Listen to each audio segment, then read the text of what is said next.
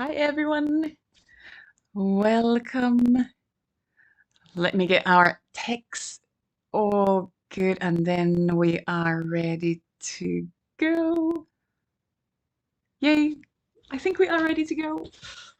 Hi everyone, welcome to our Yoga for Thankmas 2020 live stream. I'm Heini and I will be hosting you. I will be taking you through some yoga practice this morning, or well, it's morning here in the UK. It might be afternoon, it might be evening where you are.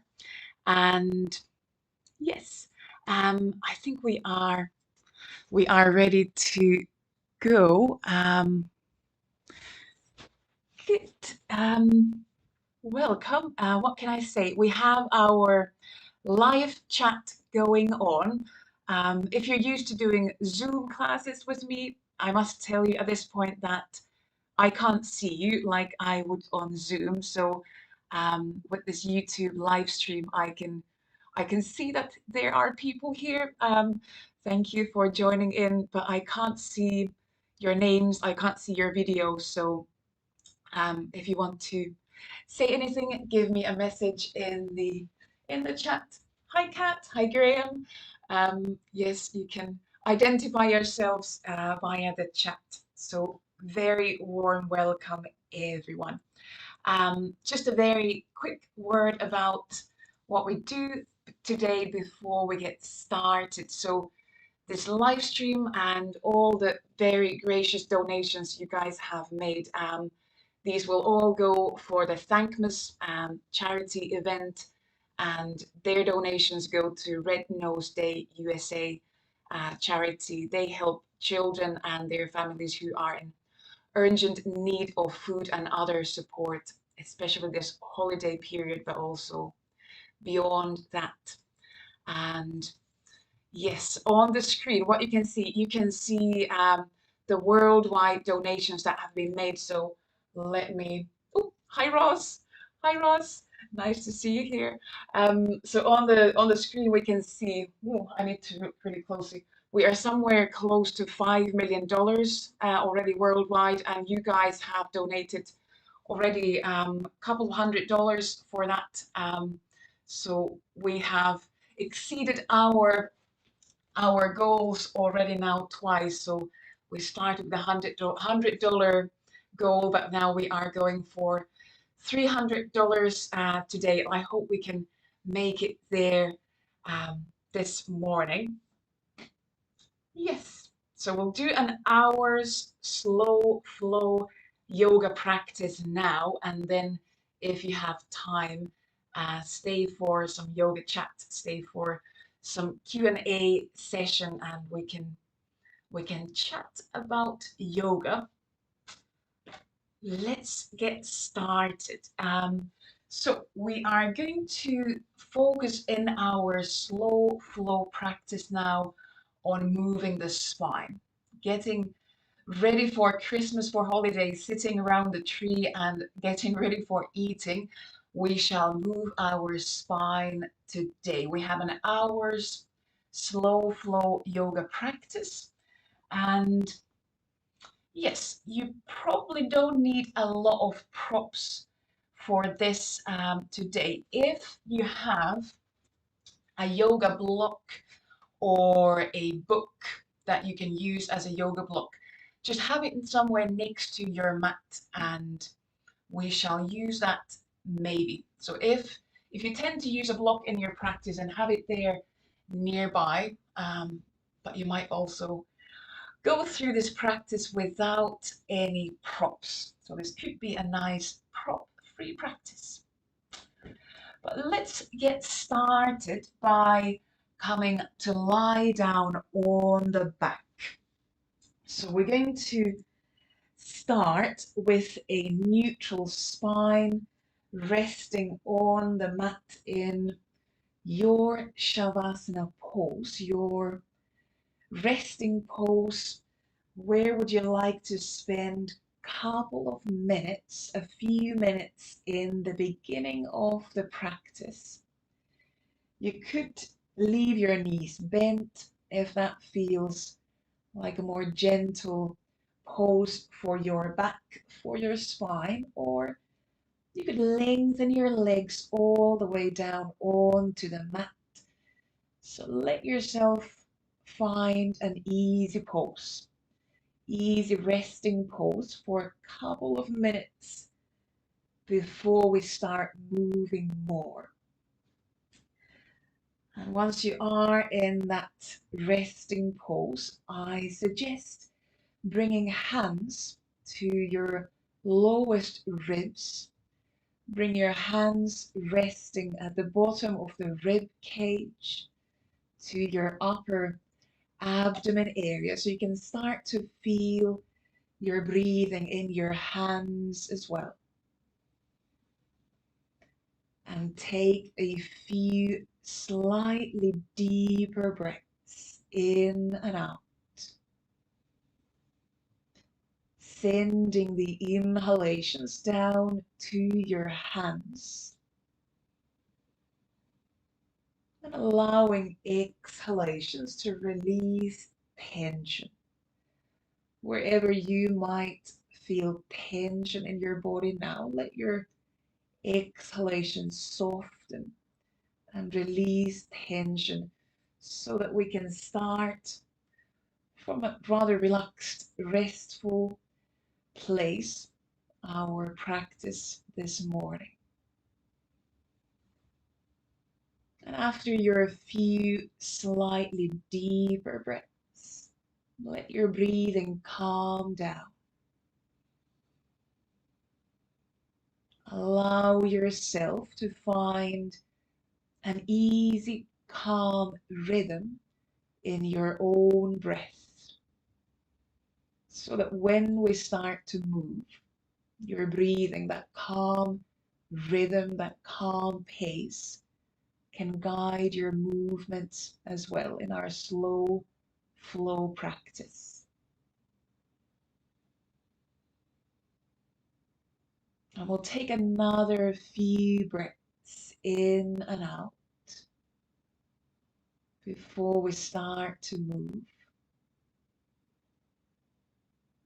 And with these few breaths, you could slowly bring your hands and arms down on the mat, on the floor next to your body. And then we'll leave the breath flowing in, flowing out. And we're going to bend the knees, step your feet onto the mat. You can leave a little gap between the feet. And then we start with windshield wipers. So start to swing your knees, your legs from side to side. Starting to bring gentle movement into the hips and also gentle twisting into the spine. If you want, you could open your arms a bit higher up, maybe like a cactus shape or a T shape next to your shoulders. And even start to rock your head from side to side. So taking the twist all the way up into the neck, to the top of your spine. Just a couple more gentle swings. And then after those few swings, bring your legs back to the center and bring arms down next to your sides. We prepare for some bridge movements. So leave your feet about hip width apart to a place where you can press down through the feet. Inhale down on the mat.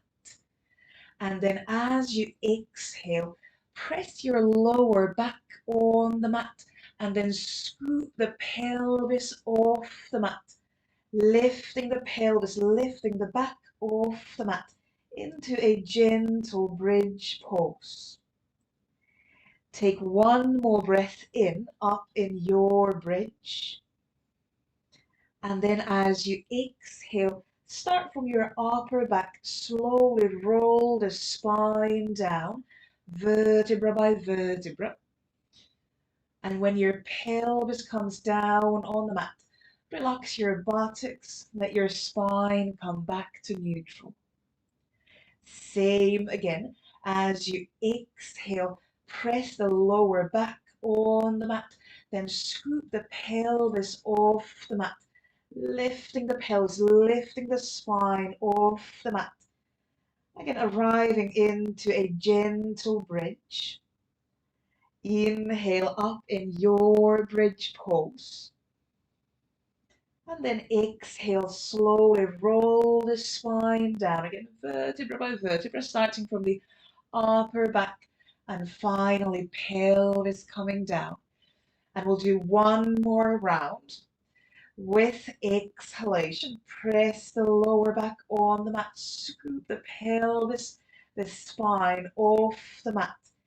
Keep the feet pressing down, and this time spend a few breaths in your bridge.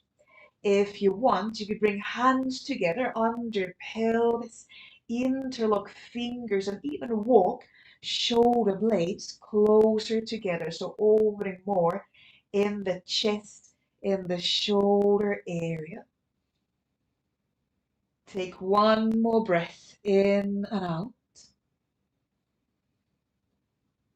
And then with an exhalation, slowly release the pose, release that final bridge, bringing the back down, and then hug the knees in to your chest, to your belly, and you can rock from side to side a few times, just gently massaging the lower back onto the mat.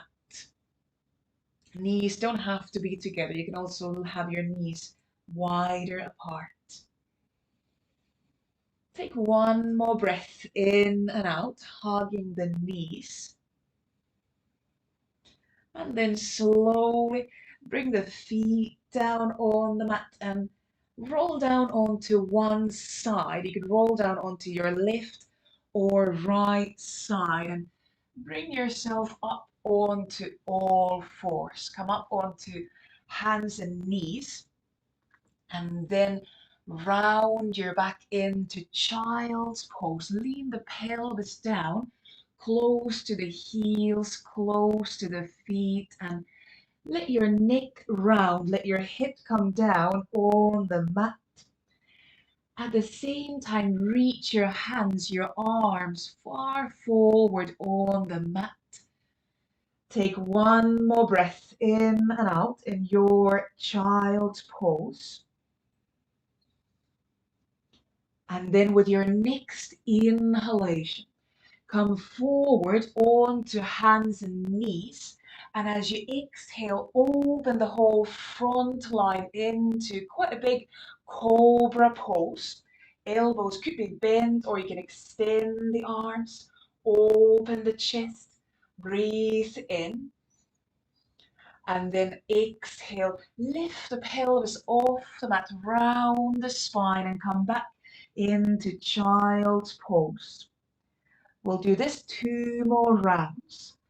Inhale, come forward onto hands and knees, and exhale, open the whole front line. You can even look higher up, finding your big cobra pose. Inhale there. And again, exhale, lift the pelvis off the mat, rounding the spine, lean the pelvis back to the feet. One more round with your inhalation. Come forward onto hands and knees, and then continue opening the whole front line. Inhale, lifting the chest forward. And then one more time, exhale, round the back and lean the pelvis back to your heels, back to the feet into child's pose. Take a couple of breaths in child's pose. Now you could release the arms, even bring hands together, bring hands behind the head, behind the neck.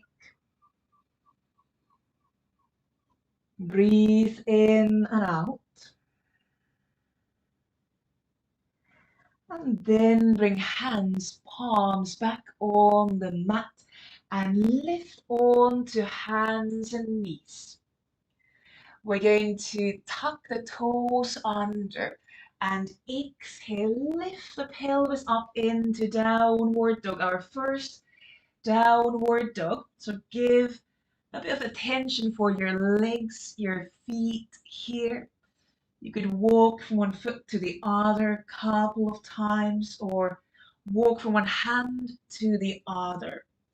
Hands could be a bit wider apart in downward dog if you want. But just allowing that opening through the backs of the legs, allow heavy head to drop down. And take one more breath in and out, reaching the pelvis away from the hands. Then with your next inhalation, lengthen your left leg up into the air behind you. And as you exhale, step your left foot all the way forward to your hands. We come into low lunge. So we're going to bring the right knee down, the back leg knee down. You can even release the toes. And then inhale, start to lift your chest up. Maybe first, step hands onto the left thigh, opening the chest, coming into a gentle back bend.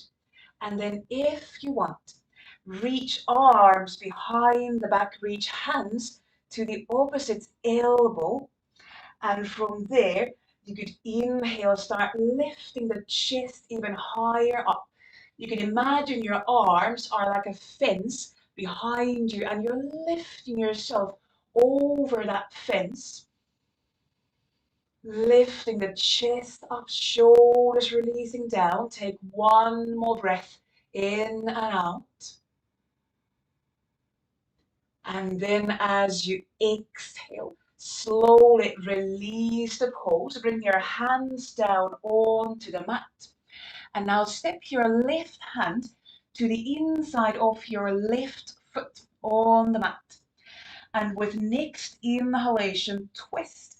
Open your chest to the right side of the mat. So twisting to the open side. You can either lengthen your right arm up to the ceiling, or you could also bring your right arm behind the back, and that might release your shoulder a bit more. Keep turning the chest bone to the right side. If neck gets tense, you can look down to the mat. Take one more breath in and out. Keep the left foot stable on the mat. And then exhale, slowly release your twist. Bring your both hands on the mat and check your left knee is about on top of the left ankle. We're going to tuck the right foot toes under and lift the right knee off the mat, coming into higher lunge. We're going to inhale, slowly lift the back up. Oops, finding your balance. Lift the back, reach the arms up. And you could adjust your feet. Once you arrive into your high lunge, you feel you could stay here a little while. We start to move our spine more.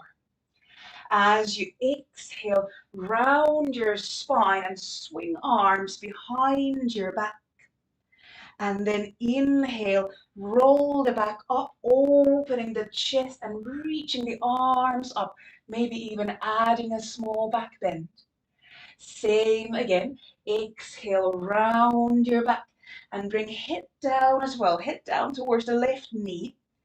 And inhale, lifting up, opening the chest, arms reaching up. One more time. Exhale, round the back and swing arms behind you. And then inhale, lifting up, opening the chest, a small back bend. And then exhale, bring hands down onto the mat, all the way back down. And we're going to step into downward dog. Step both feet back. And you are very welcome to move the feet here. Move the hips a bit. And take a couple of breaths in and out. You can also shake the hip from side to side. Take one more breath in and out in your downward dog, and you can stay the way you are. I'm going to turn the other way around just so you can see a bit better when we go to the other side. So now, as you inhale, lengthen your right leg up into the air behind you. And then exhale, step your right foot forward to your hands. We start from the low lunge, again on the second side. So bring your left knee on the mat. You can release the left foot toes. And from there, inhale, start to lift the back up. Maybe start again with hands on the right side and help your chest open. Breathe in and out. Pelvis can come slightly down and forward. And then you can either leave your hands, your arms here, or you could now reach arms behind the back. This time bring hands together, interlock fingers, and then inhale, start to open the chest. So again, actively lifting the chest bone up, but the hands and arms can gently, gently draw the shoulders down and back. Breathing, each inhalation, lifting the chest bone just a tiny bit higher up. Take one more breath in and out. And then as you exhale, slowly release the back bend, bring hands down. And on this side, we're going to now step the right hand to the inside of the right foot, coming into that open twist. As you inhale, start to turn your chest towards the left side of the mat and either reach left arm up to the ceiling or bring left arm behind the back. And again, that might help you to release the shoulder. It might help you to twist more.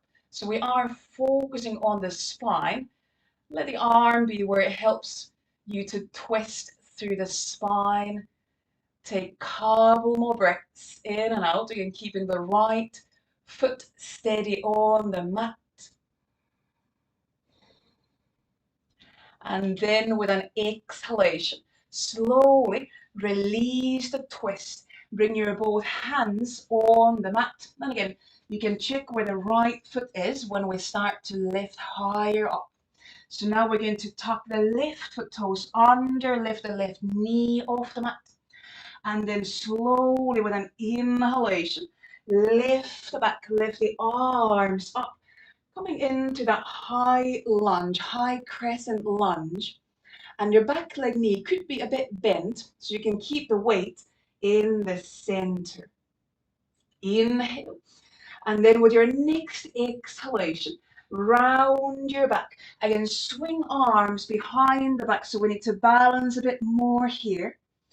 And inhale, lift the back up. Open the chest, arms reaching up. Same again, as you exhale, round the back and reach, swing the arms behind you. And then inhale, lifting up, opening the chest. You can even look higher up. And one more round. Exhale, round the back. And even try to bring hip down. Get that challenge to balance even more. And inhale one more time, lifting up, opening the chest. And then exhale, bring your hands all the way down onto the mat. And like we did after first side, step your both feet back into downward dog and let your hips move, let your feet move. Maybe shake the hip from side to side a couple of times. And breathe in and out. And then for a moment, we're going to come back into child's pose. So from your downward dog, bring your knees onto the mat And you can release the toes and just lean the pelvis down to the feet, to the heels, and let yourself take a moment in that child's pose. Let the arms soften. If you want, you could bring arms next to the sides, next to the legs. Or you could have hands under the head. Give yourself a few slightly deeper breaths in and out. You could imagine you're breathing into your turtle shell, breathing towards the back. Let's take one more breath in and out in child's pose. And then slowly with your next couple of breaths, bring yourself back onto hands and knees. And at this point, if you have a block, you could bring a block somewhere at the top of the mat, just in case you want to use it in the next pose. So we're going to first come into downward dog. So lift the pelvis up, reach pelvis away from your hands. And we're going to lift into the flying dragon from this downward dog. First, as you inhale, lift your right leg up into the air behind you. And then exhale, step your right foot under the chest or under the belly, still keeping the knee bent. And from here, you could have a block under your hands or just have your hands on the mat. We're going to inhale slowly, lift all the weight onto the right foot and lengthen the left leg up behind us. So starting to elevate the left leg up. And then we start to look for the balance more. So if you have hands on the block, feel free to leave them there, or start to lift hands off the mat, off the block, and bring your dragon wings out next to your sides. We are trying to still keep the standing leg knee bent, so it's a bit more challenging maybe for the standing leg than straightening the leg. Take one more breath in and out, long one from hip to your left foot. And the next inhalation, lift your back up and now bring your left knee towards the chest, towards the belly. And you can bring hands around the left knee, helping the knee to come up closer to the belly, closer to the chest. And now head back, reaching up. And you can either stay here or we can add a twist. You could now inhale, twist your chest to the left side of the mat and reach left arm behind you. So twisting towards the left leg. And if you feel stable, extend both arms into a T shape, but still keeping that left knee lifting up. And then breathe. The challenge is then to keep breathing. Take 2 more breaths in and out. And then after those 2 breaths, exhale, release the twist. Come back to the center. You can hold the knee. Oops, and exhale, release the feet, release the arms down. And find your mountain pose for a moment. Find the weight onto 2 feet. And just let your breathing calm down. Take a couple of deeper breaths in and out. And again, you can stay the way you are. I'm just going to turn myself to the other end. So again, you can see better when we do these balancing poses on the other side. And we're going to now start with a twist on this side.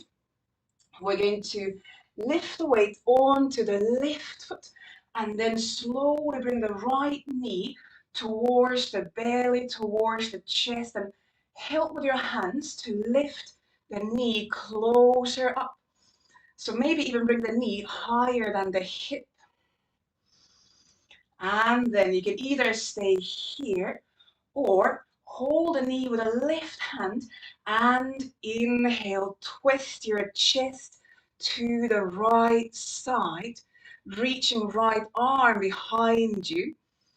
If you want to really challenge the balance, you could even turn your gaze towards the right hand. So you can look behind you, or you can extend the left arm. So both arms in that T shape, but still keeping the right knee coming up. And we're breathing. Take 2 more breaths, in and out. Keep reaching the head, keep reaching the back up towards the ceiling. And after your 2 breaths, exhale, release the twist, come back to the center, and then we go straight into the flying dragon. So now as you exhale, start to slowly send your dragon tail, the right leg behind you, and open your dragon wings, your arms next to the sides, and bend your standing leg. So challenge here now is to go quite deep, quite close to the mat, but still hover the chest off the mat. If you still have your block there, you could also bring hands onto the block. And take 2 more breaths, in and out. Reach the right foot and hip away from each other. And after your 2 breaths, exhale, slowly bring your hands down. Step your right foot down. And again, step into downward facing dog, lifting the pelvis up. And this could be a good moment to stretch the calves a bit. So now press your left heel down and bend the right knee so you release the right foot off the mat. Heavy head can drop down. And then change your feet the other way around. So pressing the right heel down, bending the left knee. And still breathing in and out. You can let your breathing calm down. And then slowly bring both knees onto the mat. And bring yourself up onto all fours, or maybe we should say down to all fours. But bring yourself onto hands and knees so that you have a bit of room behind you on my block aside. And we're going to come into cat-cows with a moving tail. So now, from all fours, we're going to first move the left leg. So lengthen your left leg behind you. And then as you inhale, lift your left leg up and open your chest. So coming into a back bend. As you exhale, round your back and draw your left knee in to the chest. Head can come down to the knee. Same again, as you inhale, lengthen your left leg behind you, open the chest. And exhale, round the back and draw your left knee in, really pushing the upper back towards the ceiling. One more full round. Inhale, send your left leg behind you, open the chest. And exhale, round the back and draw your left knee in. Then as you inhale, extend your left leg behind you, but this time bring your left foot toes onto the mat. Now we're going to come into side bend. So as you exhale, cross your left leg over to the right side of the mat, still keeping the left leg straight. And then exhale, start to look towards that left foot, like you're looking to your tail. If you want more of a side bend in your spine, you can walk hands more to the right side of the mat as well, and keep reaching the left heel away from your left shoulder, trying to open the whole left side of the body.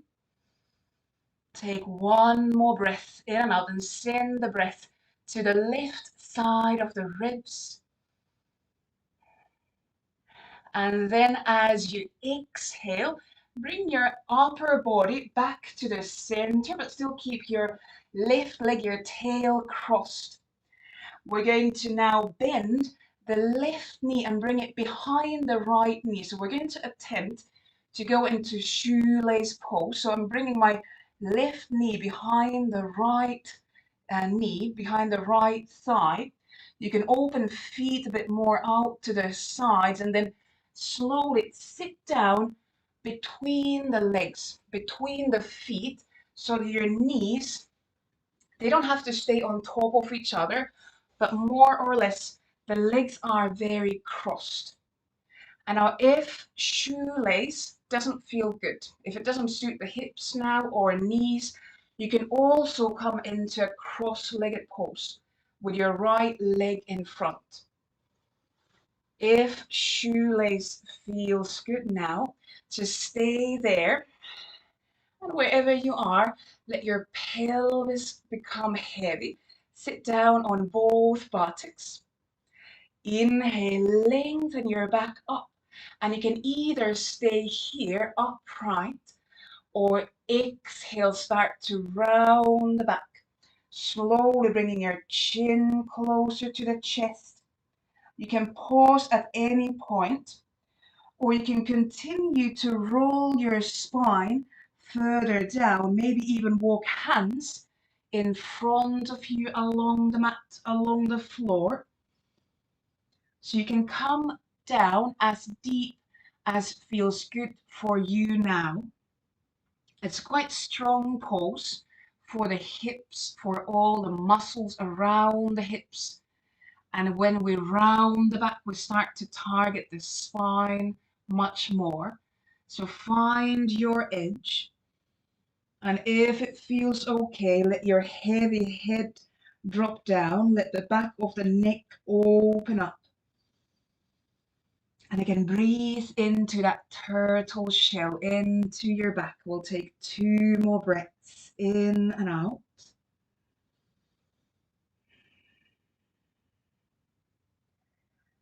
And then with an inhalation, slowly roll the back up if you are in that forward bend.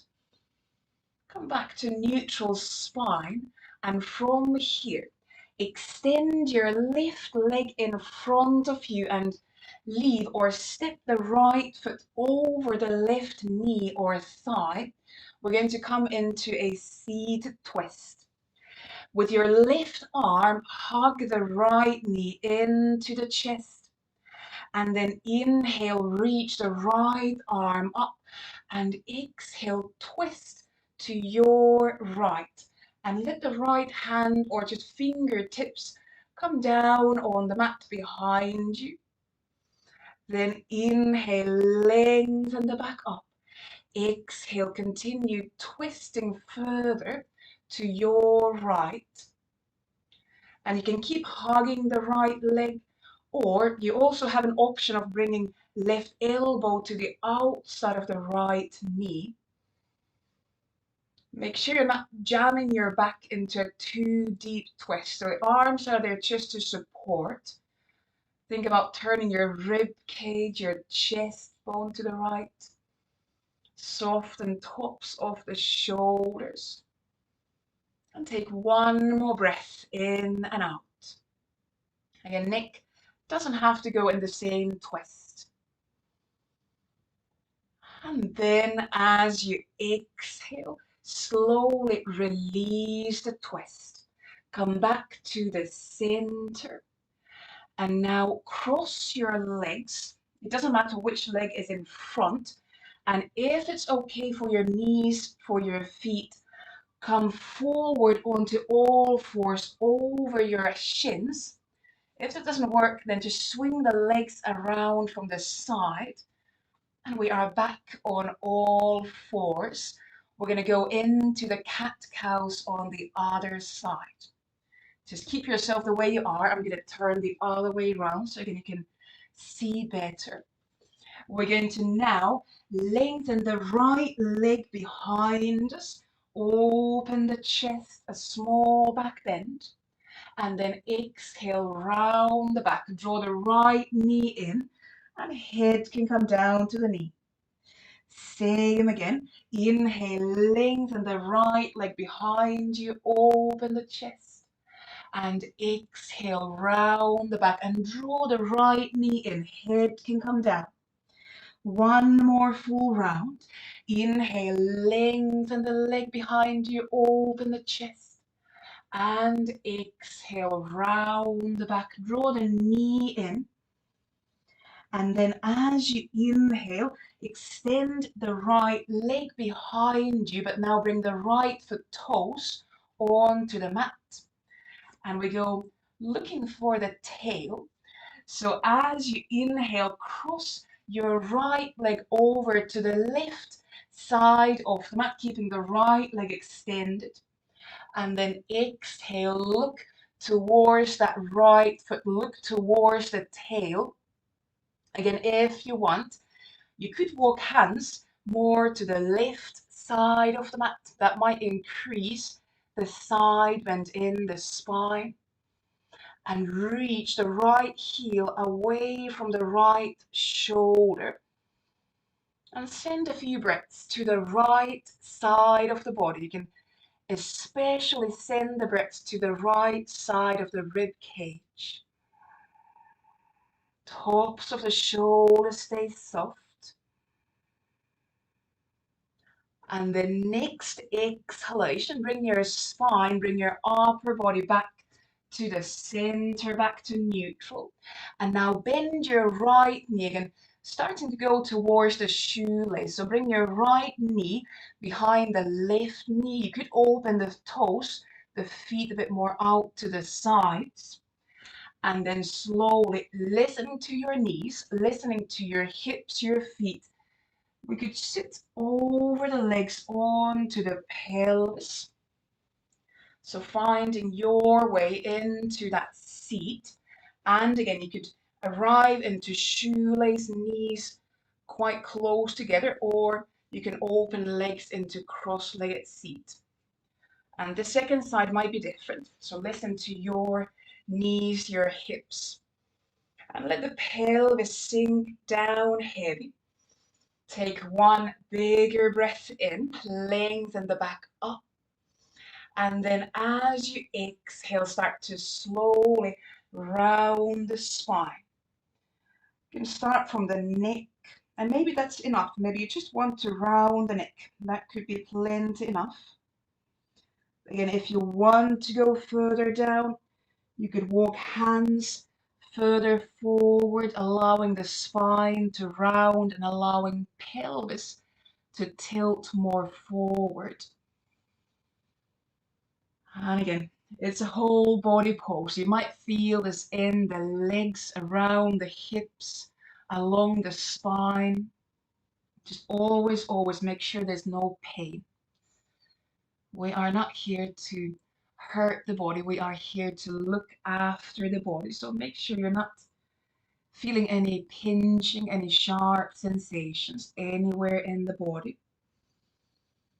Let the neck, head release down. Take one more breath in and out in your forward fold.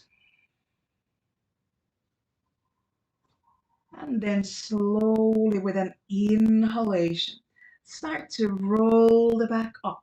You can help with your hands, with your arms to bring the spine back to neutral. And then we're going to extend the right leg in front. Oh, I have a Christmas tree tickling my back. I'll move a bit further forward. So now you have your right leg in front and your left foot over on the outside of your right knee or thigh. And from here, hug the left knee to the chest with your right arm. And then inhale, reach the left arm up. Exhale, twist towards the left side, and then let your left hand or just the fingertips come on the mat behind you. As you inhale, each breath in lengthens the back up.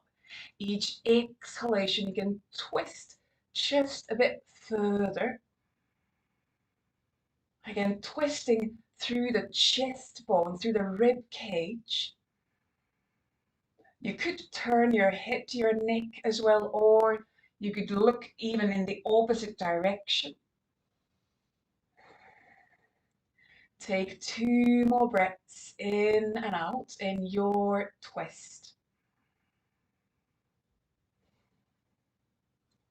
And then after those 2 breaths, exhale slowly, slowly come back to the center. Release that twist.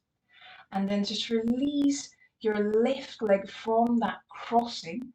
And now open your both hips, coming into the butterfly pose, butterfly seat, turning the soles of the feet towards each other. You decide how close to the hips, how far away from the hips the feet are. We're going to inhale, lengthen the back up and come into one more forward bend. Exhale slowly, again rounding the back. You can bring your head, your neck down. And you could have your hands around the feet as you lean, as you tilt forward. Or you could walk hands even further forward on the mat, on the floor. Head can drop down. And once you have found your butterfly, inhale, walk your hands more towards the right side of your mat. Side bending butterfly, creating a bit more of an opening along the left side of the body. So another side bend for the spine. Breathe in and out. And then as you exhale, slowly come back to the center, still staying in that forward fold. And next inhalation, walk hands more to the left side of the mat. So coming into side bend on the other side, now creating that opening along the right side of the body. Head can still drop down. And breathe in and out 2 more times.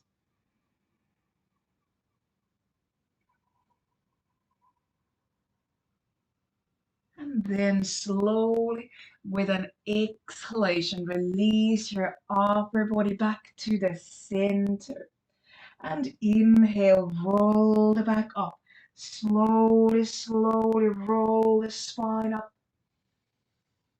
You can help with your hands to close the legs, close the hips. And then slowly come lie down on the back. Bring yourself to lie down on the back, like where we started from.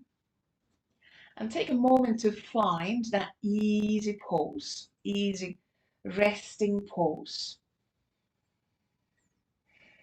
Give yourself a few breaths, just lying down, allowing the spine to come back to neutral. And allowing the breath to maybe slow down a bit from all those movements. And then we're going to come into one more back bend, one more twist for the spine. We're going to come into one-legged bridge and then a reclining twist. So first, bend your knees, step your both feet on the mat. And on the first side, lengthen your right leg up into the air. Arms next to your sides. Inhale. And as you exhale, press down through the left foot. Lift your pelvis, lift your back off the mat, actively reaching the right foot up towards the ceiling. Try to keep hips in the same level, so not allowing one side to collapse down. Take one more breath in and out in your one-legged bridge.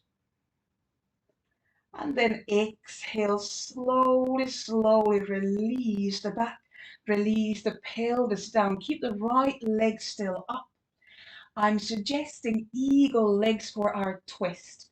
To cross the right thigh on top of the left, a bit like the shoelace legs. Open arms out to the sides, and then exhale, slowly, slowly bring both knees, both thighs to the left side of the mat. Now you could use a block under your knees, under your thighs if you want, or you can bring legs all the way down on the mat. If the eagle legs don't feel good for you now, you are very welcome to just uncross the legs, have both knees on the left side of the mat without the crossing. Leave your chest open up towards the ceiling. You can even open the right arm away from the legs. Give yourself another few breaths in and out.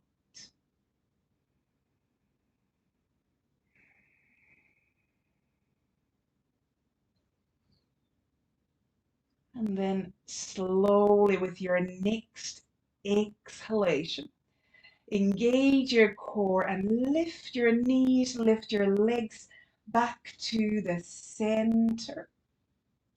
Uncross your legs if you had them in the eagle pose. And just for a moment, hug the knees into the chest. Again, you could rock from side to side a few times. Breathe in and out. And then we're going to do these poses on the other side. So bring your both feet onto the mat. And on this side, leave your right foot down on the mat and lift the left leg up into the air, arms next to the sides. Inhale. And then exhale, press down through the right foot, lifting your pelvis, lifting your back off the mat and reaching the left leg up into the air. Again, trying to keep the hips in the same level. And breathing, try to soften tops of the shoulders away from the ears, more press the shoulders down to the mat. Take one more breath in and out in your one-legged bridge. And then exhale, slowly, slowly bring the pelvis down. Again, leave the left leg still up so that if you want, you can cross your left thigh on top of the right into the eagle legs if you want. Open arms a bit more out to the sides. And then exhale, bring your knees, bring your legs to the right side of the mat. And again, if you have a block there, you could bring it under your knees, your thighs, or you can bring legs all the way down on the mat. And you can opt for not crossing the legs. You don't have to do the eagle legs. That's just one option. And breathe. The left shoulder might come off the mat. That's perfectly fine.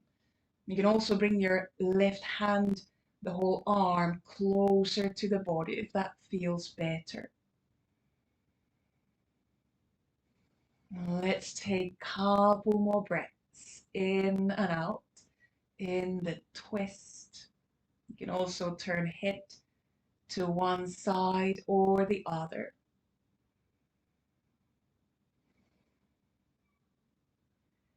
And then again, slightly stronger exhalation.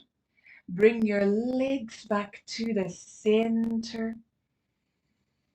If you have your legs in the eagle pose, then release the legs and cross the legs. And let's do just a few windshield wipers here. Gently, gently swinging the knees, the thighs from side to side. You can rock the head from side to side as well.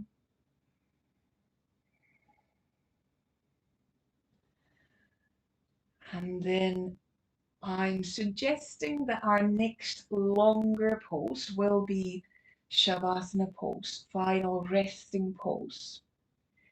If before that you want to hug the knees, or if you want to do happy baby pose, you could reach for the feet, lift the feet up into the air, rock from side to side in happy baby. You could do this. You could do happy baby, you could hug the knees.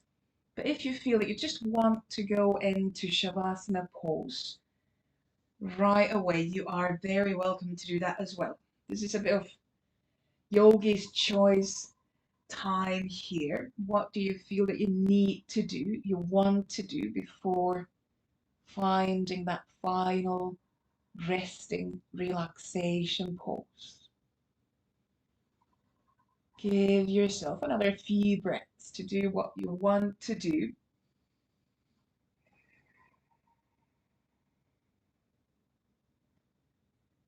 And then after those few breaths, slowly start to find your way into your final relaxation, resting pose, Shavasana pose. You could find that Shavasana pose lying down on the back like we did in the very beginning, or if you would rather lie down on your belly or lie down on one side, you are very welcome to find a different resting, different relaxation pose as well. As long as you find a super comfortable, easy pose where you could spend a few minutes in the end of the practice.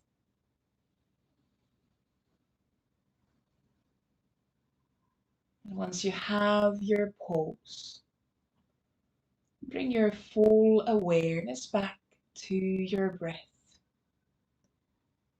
You could close your eyes if you want. Give yourself full rest.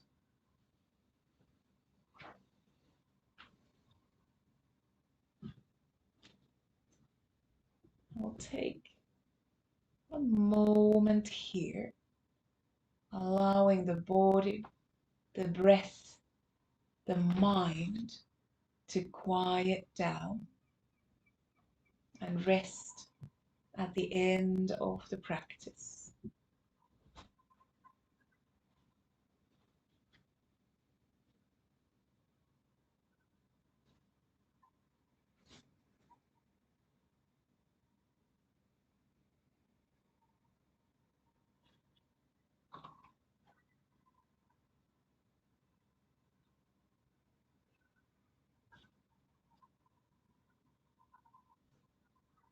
Allow each exhalation to soften tension, soften effort.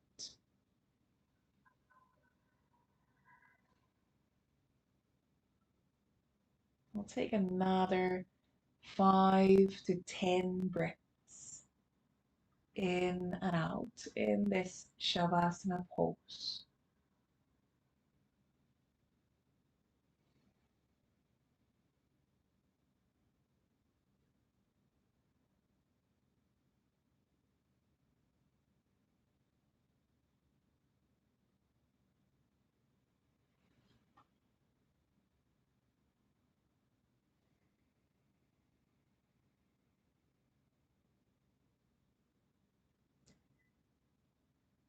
And then as you arrive to the end of your 5 to 10 breaths, take one slightly bigger, deeper breath in and sigh the breath out.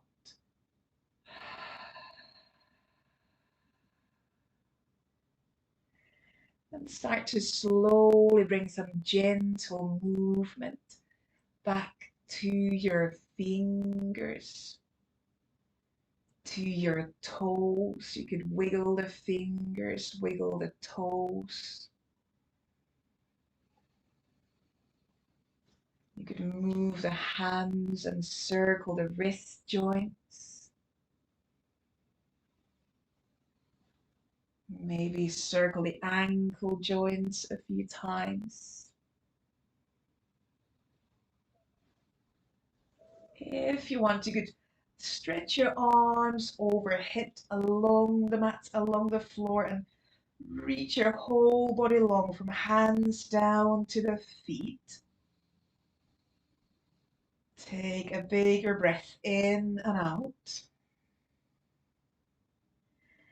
And then soften the arms, soften the legs. And slowly from your resting pose, roll down onto one side. It could be the left or the right side, which one feels easier for you now.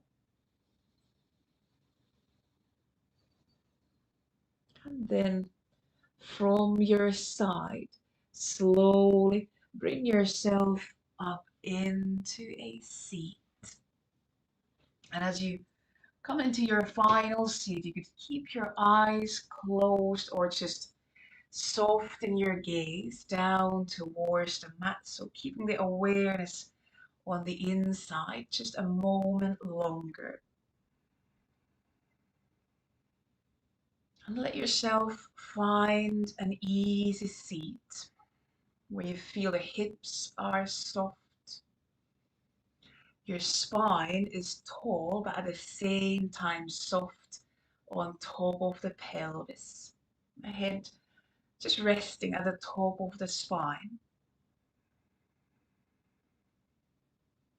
Give yourself another few breaths. Feel the breaths moving down and up along the spine.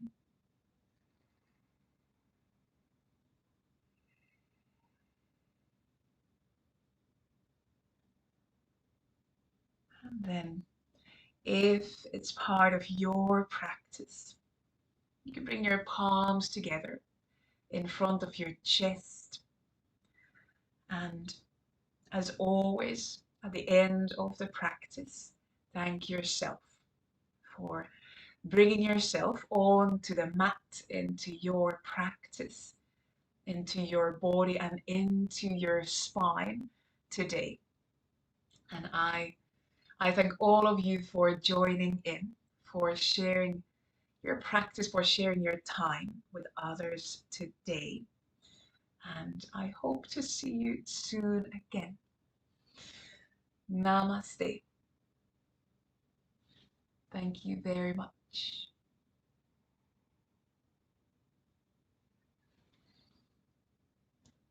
Good. Thank you, everyone. Thank you so much for joining in this morning's slow flow practice. Thank you also for all the donations you guys have made already. I shall come closer so I can, maybe you can see here. I'll turn this a bit down. So thank you for your time. Thank you for all your donations. Thank you, Kat. Thank you, Ross. Thank you so much for joining in the practice. We're going to do a half an hour yoga question and answer session now. And if you have any questions, you can type them in the chat and I can see them from there and I can try to answer. as best as I can. Thank you so much, Kat. Thank you so much, Graham. Thank you for joining in. Um, yes, if you have any questions. Oh, thank you, Ross. Thank you for joining in. So nice to see you guys. And thank you all your donations. Thank you for your donations. Um, I'm not exactly sure where we are with our donations right now. So we are somewhere $200 and something. You should be able to see it on the screen. Yes. Um, I'll tell you couple of things about the charity that we are supporting with this live stream. While I maybe wait for some questions to come in. And so the Thankmas is a yearly holiday season online charity event that brings together all sorts of online content creators, so YouTubers, people on Instagram, people on TikTok, Twitch, people who do online content. They come together and gather funds for this great holiday season charity. And this year, Thankmas has partnered up with Red Nose Day USA. And Red Nose Day is a charity that funds. Oh, I just got a note that we are at 340. Oh my, we are at $340 at the moment. Our goal was set to 300. Wow, thank you so much. Oh, thank you so much. Thank you, Irene. Thank you, Hanna and Juha. Thank you, Atte, for all your donations. Thank you for a very gracious anonymous donation for $100. Thank you so much, everybody. Oh well, we have exceeded our goals already. Well, I don't know where we're going to end up then. What was I saying? I was talking about the Red Nose Day charity. Yes, so Red Nose Day, they fund programs that help especially children and young people, both. So the Red Nose Day USA, they fund programs in the US, but also worldwide. So children who are in hunger, who don't have home, who are in need of other urgent support, and their families as well. And especially this year, we have seen hunger and all sorts of urgent support. It's just all that need is growing so much because of COVID-19. So people are in need of help even more now. There are millions and millions of children and their families in hunger and in need of support all over the world. So this Thankmas campaign is helping to raise funds for Red Nose Day charity so that these children and their families get help all over the world. Let's see if we have any questions here.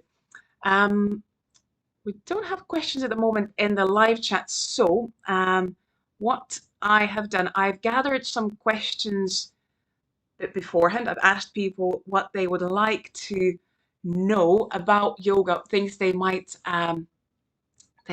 be pondering. So these are some questions that have come through the channel, but also from people I know. And I've had a list of some questions here, and let's see what we have. Okay, here's a very important one. This has come from my daughter. So she asked, what is your favorite yoga pose? What is your favorite strengthening yoga pose? And what is your favorite relaxation yoga pose? That's a very good question. There's so many poses. I must say, probably one of my ultimate favorites is the bridge pose. And maybe if you join the practice in that slow flow practice, you maybe noticed there were quite many bridges already there. I just love bridge. It's such a great pose for the legs, for the back, for opening the front line. I love bridge.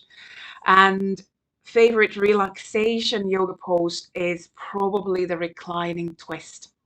Um, Again, there were some twists in that sequence as well.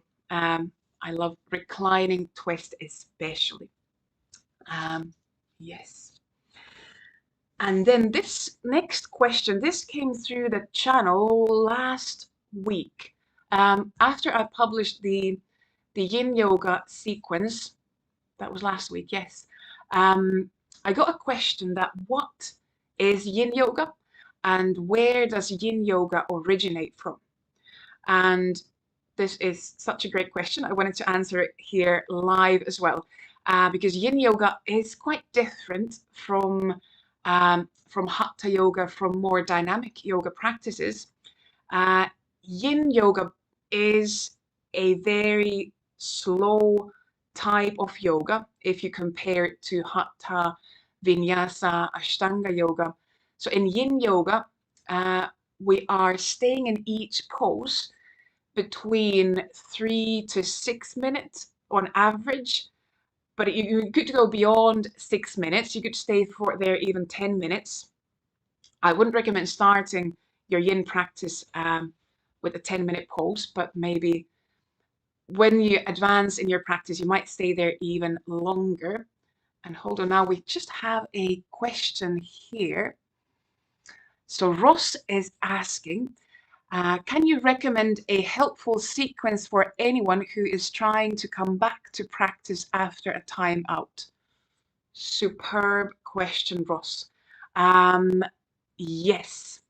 I could recommend some sequences on my channel, if that's what you're asking. Is that what you're asking, Ross? Do you mean a sequence on the channel or just an overall sequence? If you want to add a clarification, you can.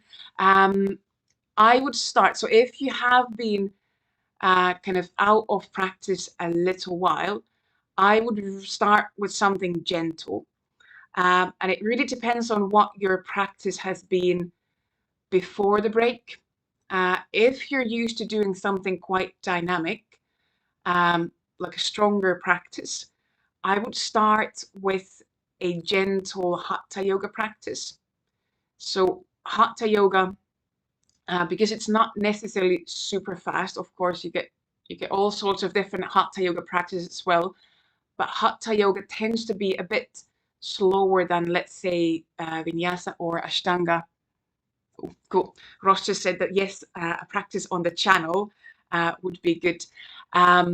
So then you can find some gentle sequences on the channel. For example, there's a gentle morning yoga practice. I think that was maybe the first ever video I published. So there's a gentle morning yoga practice. It's quite slow, it's gentle, nothing too strong. So that would be quite good. And there's also a energizing yoga sequence, which it's a bit stronger, but it's nothing super strong. And then there's also, for example, a hands-free yoga sequence for anybody who might have had issues in the arms, wrists, shoulders. There's one hands-free sequence where you don't put any weight onto your hands. So there's no downward dogs, not even cat-cows on the hands. So that might be quite good as well. But it depends on what you've done beforehand. There is that one yin sequence as well. If you've done yin before, there's a gentle bedtime yin practice. So it is really quite gentle even in the yin world. So if you are familiar with yin, that might be something to do as well. But maybe those 3 would be quite good. If you want to do something something shorter, there's a short grounding flow on the channel as well. That's only like 13 minutes, if I remember correctly. It's a really short one. So if you want to do something, just something little in the beginning, then maybe it's just a short practice, something you could do in the morning, during the day, well, at any point. But to be honest, all the practices on my channel are quite gentle, and I try to give variations. So if you know that there's some niggles, a bit of something going on in the body that you want to be careful with, then I think you could do almost any of the sequences, but just listen to the variations and take the more gentle options. I hope that answered your question, Ross. Let me know if you want to know more. Yes, all the sequences, they're quite short, so also a good kind of gateway back in. You don't need to do a full-on 3-hour marathon, but something just a little to get moving again. Excellent question. Overall, it's a really good good question, Ross. Also, just kind of overall thinking of coming back to practice if you've had a break. It could have been just a break because of an injury. So maybe there's been something going on in the body that has kind of forced you to go on a break. So then I would always just check, what have you done before the break? What did you do in your practice before? Thank you, Ross. Good, thank you. So what have you done in your practice before you went on the break? And I would suggest going back to similar things rather than after an injury, after a longer break, start a completely new practice. Because then your body is getting used to back to the practice. So then if you introduce something completely new, maybe something much stronger, I think there's a slight bigger risk of then reintroducing the injury if we are bringing the body into a completely new practice. So I would go back to something that you've done before. Go back to what you did before the break. With the caution, I have to say, with the caution, if you know that your practice before the break caused the injury, then of course don't go back to a practice that has caused you an injury, because you don't want to bring that injury back. You want to keep your body safe. So we need to of course take that into consideration. Good. And where are we with time? Good. We still have a little time for questions. And are there any more questions? Not right now in the chat. I'll continue answering what is Yin Yoga. So I was saying that Yin Yoga is a very, compared to many other forms of yoga, Yin Yoga is a slow form of yoga. So we stay in each pose several minutes, and we do this with relaxed muscles.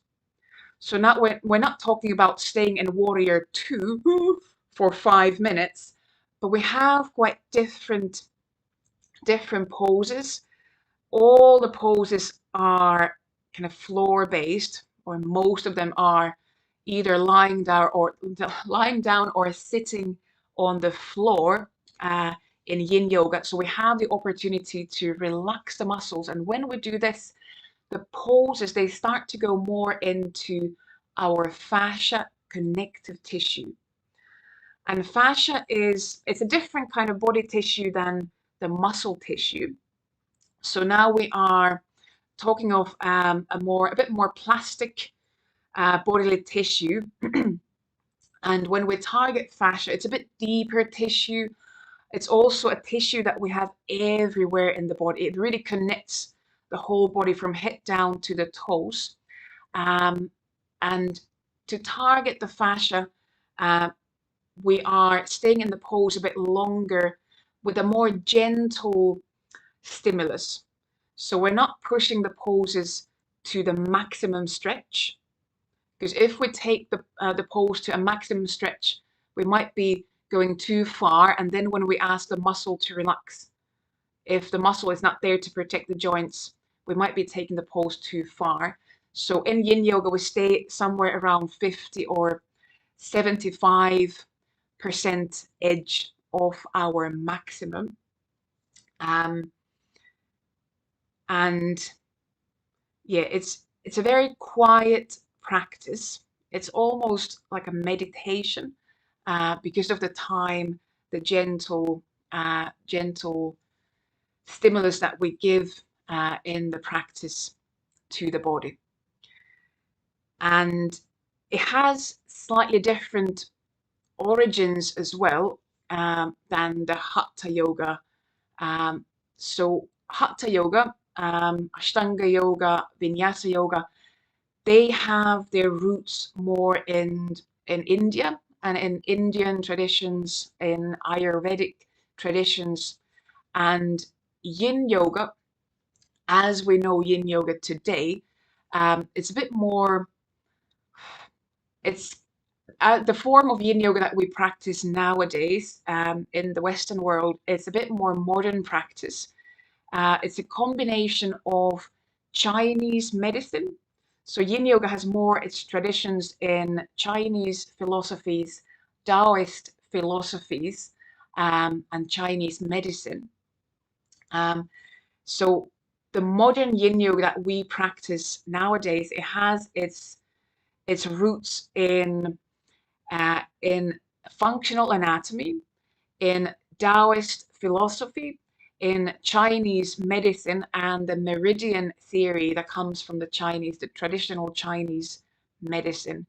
And this package was put together by Mr. Paul Grilly just about 20, 30 years ago. So the modern Yin Yoga is really it's not an old ancient practice, but its roots are ancient in the Chinese medicine and Taoist philosophies. So it has a bit different origins as Hatha, Ashtanga, Vinyasa Yoga. But again, when we then look further back, we can maybe trace all those origins to India and to Indian traditions as well. They might have been exported from India to China. So in the end, we might be talking about quite similar roots if we go really far back in time. Good. I have just a quick look in the chat if there are more questions. If you have any questions, just keep them coming through. They can be about anything maybe related to yoga, or if you want to ask about the charities that we are supporting with this live stream, then you can ask about them as well, and I'll try to answer. Here we have just another question. So Ross, you are asking, can you perhaps explain what is meant by the term core in yoga practice? Ooh, Ross, you have big questions. That is a superb question. What is meant by core? Core, yes. So now we can talk about core on different levels. Maybe I'll answer from the physical point of view first. Core, what we mean by core as a physical support, we are talking about deep muscles that support our spine. So we are including deep abdominals, deep back muscles, and even in those abdominal muscles, we have 3 different layers, so we can go really deep. So we're talking about abdominal muscles and all the deep abdominal muscles that go around the torso, deep back muscles. We are talking about hip flexor muscles. So if you've ever heard of psoas muscle, we are including that deep hip flexor muscle psoas into as well. There are different definitions for core, I have to say. I have maybe quite broad definition because my physical definition for core includes the adductors as well. So your inner thigh muscles. I might need to come a bit further back from the camera.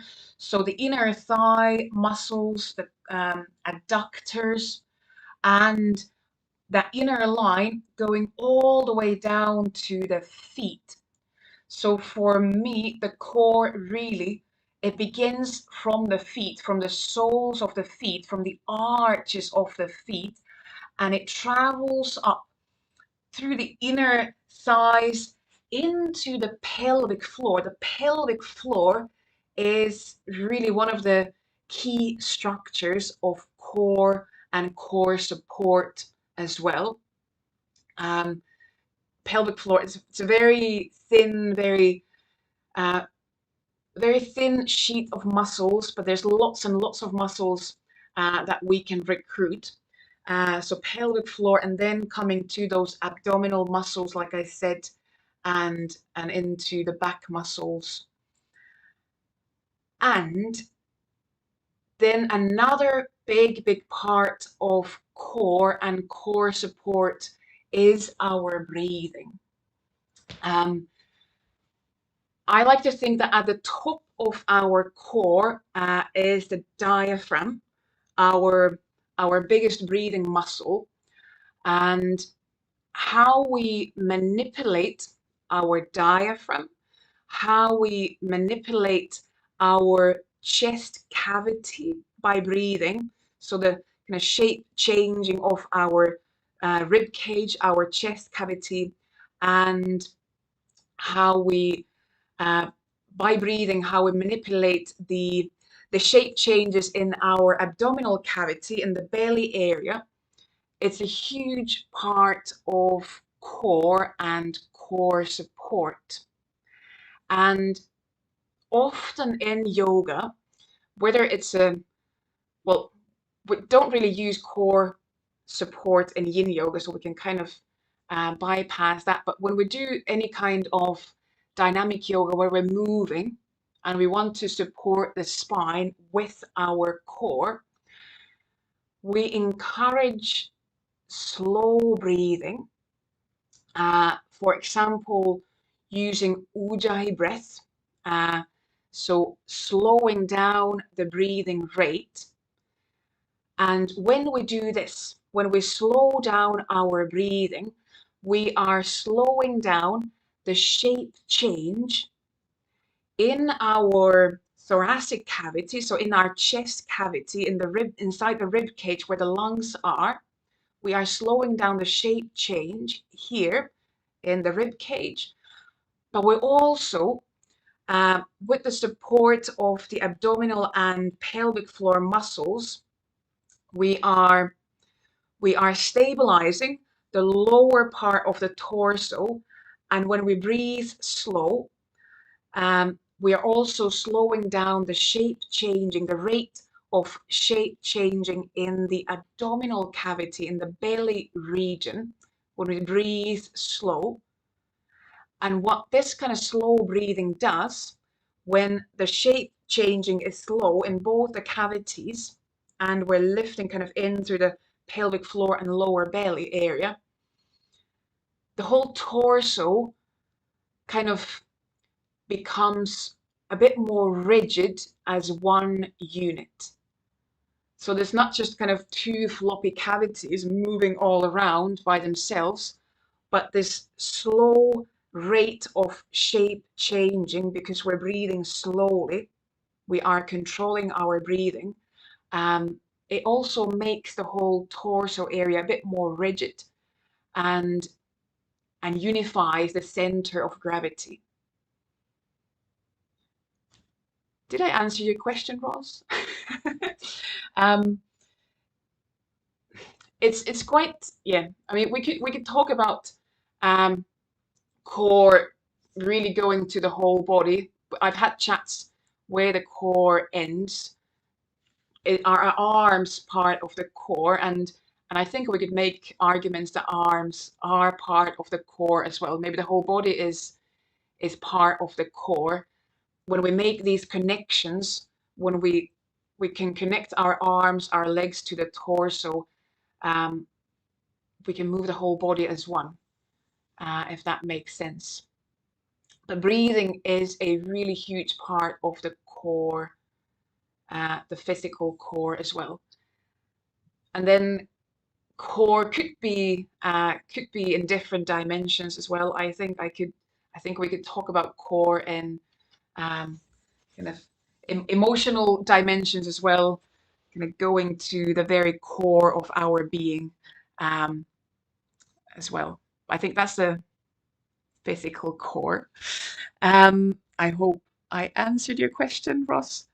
And yes, I see that it is now 11:30, and that means that it's time for yin. It's time for our yin practice.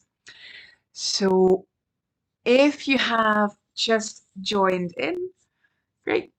Thank you, Ross.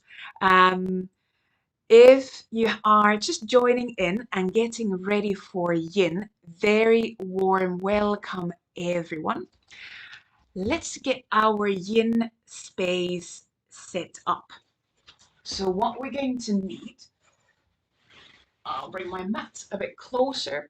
We're going to need a bit of props for our yin practice. So if you are joining in for yin, let's gather a bit of props to have in our practice. So today for yin, I suggest to have some kind of a yoga bolster or a pillow or a cushion. So I have my yoga bolster here, which is basically just a big tube-shaped cushion. You don't need to have a yoga bolster. You could have any kind of pillow, any kind of cushion. Sofa cushions make excellent yoga bolsters. So if you have sofa cushions, just bring them in, or if you have pillows from the bed, bring your pillows in, or you could wrap a blanket. If you have blankets, duvets, you can make them into kind of bolster shaped roll and have that there as your bolster, but some kind of a slightly bigger cushion, or you could, stack cushions on top of each other. And then in addition, if you have one smaller prop, it could be a yoga block, or it could be a book. It could be a little cushion. If you have smaller pillows, smaller cushions, they could be excellent smaller props as well. Or again, you can use blankets. You can fold blankets and have them as your little prop. I'm suggesting to have one big prop, so cushion or bolster, and then one small prop, like a block or pillow or blanket. Great. So get these props ready, and we're going to start from lying down on the back. I'll just put my timer ready here, and we shall get started. So once you are ready with your props, very warm welcome everyone to our live stream Yin Yoga for Thankmas class. And bring yourself to lie down on your back, and either bring your cushion, your pillow under your legs as you come lie down on the back, Or just have your bolster, your cushion somewhere next to you. You can also have it somewhere just next to your mat, so that when we come into any further poses, you have it there easily available for you, so you don't need to come sitting up. And just find your resting pose, find your Shavasana pose. Where do you want to start your practice in? A resting lying down pose. And we're going to spend here a few minutes in the beginning of our practice. Just calming down the breath, allowing the body, the mind, the breath to arrive into the practice, onto your mat.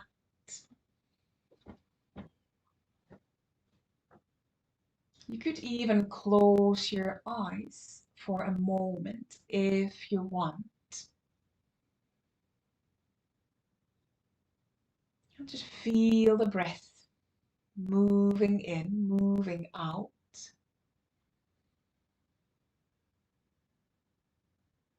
Allowing the pace of your breathing to calm down, even slow down.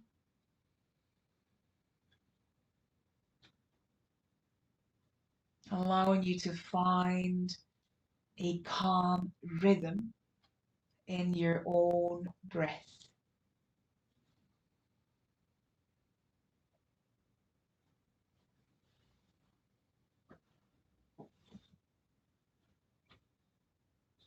Allowing each exhalation to release tension in your body.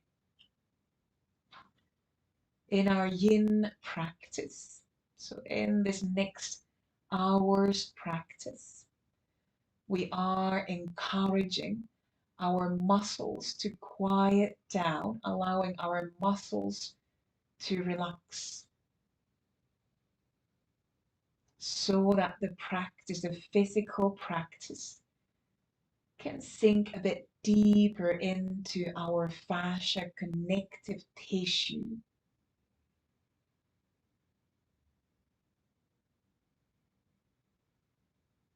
But this next hour is also going to be for our mind to calm down. Calming down to the holiday season. And we're going to take another few breaths in and out here before we move on to any further poses or movements.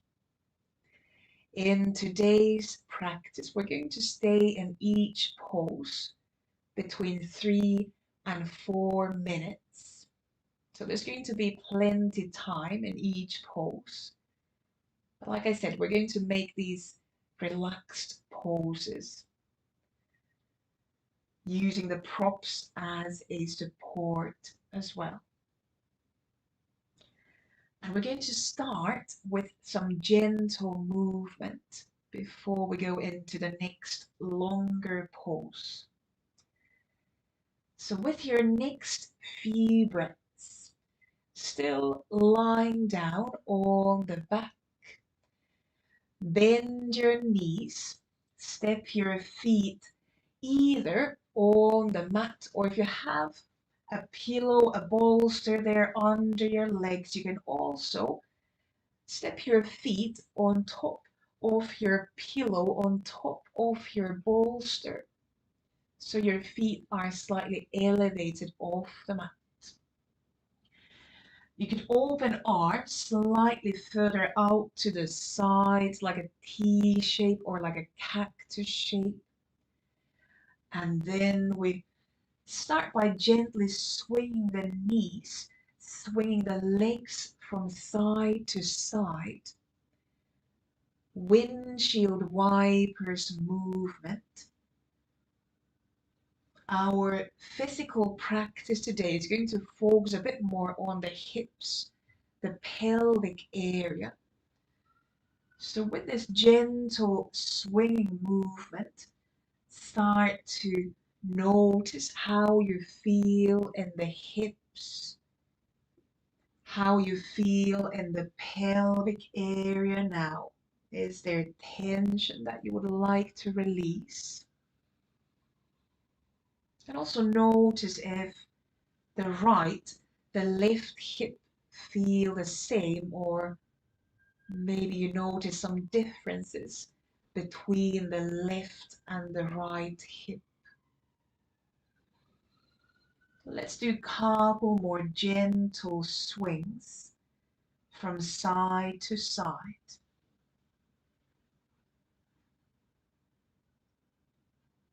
And then from those swings, bring your legs, your feet back to the center. And then hug your knees in to the chest, to the belly. And you could continue kind of swinging, rocking from side to side if you want. Now we're closing the front of the hips, allowing a bit of gentle rounding in the lower back. And take a couple more breaths in and out.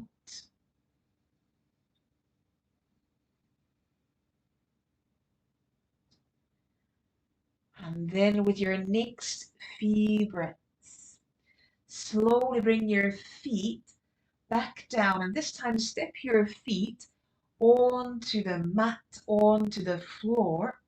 And if you have a bolster pillow under legs, just pull the bolster as close to your buttocks as possible. So you still have it under the legs, but now touching the buttocks, touching the pelvis, or just reach for your bolster, for your bigger pillow with your hand. And we're going to come into supported bridge pose. As you inhale, lift your pelvis, your back off the mat. So you press down through the feet, elevate the pelvis off the mat, and then pull your bolster or pillow, the cushion under your pelvis, so that you could release your buttocks, your pelvis, or your lower back on top of that bolster, on top of that bigger cushion. And if you have lots of small cushions, you can stack them on top of each other. Or you can also use blocks, books under the pelvis, just with the intention of elevating the pelvis off the mat and relaxing the buttocks, relaxing the thighs. We are here creating a gentle opening on the front of the pelvis, on the front of the hips, and a gentle back bend in the spine. Make sure there's no pain anywhere along the back or the hips. And you can stay here with your knees bent, with your feet on the mat. Or you could open your hips into a butterfly pose. Turn the knees more out to the sides of the mat and turn the soles of the feet towards each other. So legs in a kind of diamond shape, butterfly shape. And that might allow you to target more the inner thighs, the groin area. But if that doesn't feel good, you can always close the hips and have your feet on the mat. Listen to your body, what feels good in your body today, right now. We are not looking for a big stretch. There could be a gentle stretch in the body, but nothing too big, nothing too strong, so that we could really focus on that relaxation more, allowing the muscles to soften, to release tension.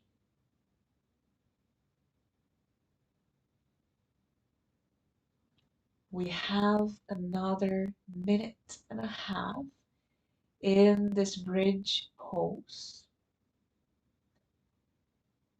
If you want to target the more the front of the hips, front of the legs, for these last minutes in the pose, you could close the hips and extend your legs further down, keeping heels still on the mat. This would be the third option for legs in the supported bridge pose. Notice how you feel in the back. If straightening the legs all the way down creates any kind of pain in the back, then I would suggest bending the knees. So in Yin Yoga especially, you have a lot of options for the pose. And we all need to find the option that works for the moment. We are all so different in our bodies. So always let yourself find the shape, the edge that works for you today.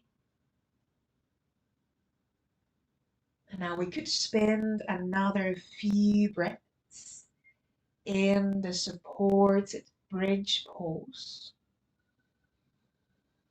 And you can make these few breaths just a bit deeper, just a bit bigger, starting to prepare the body for the next transition, starting to prepare the body for coming out from the pose.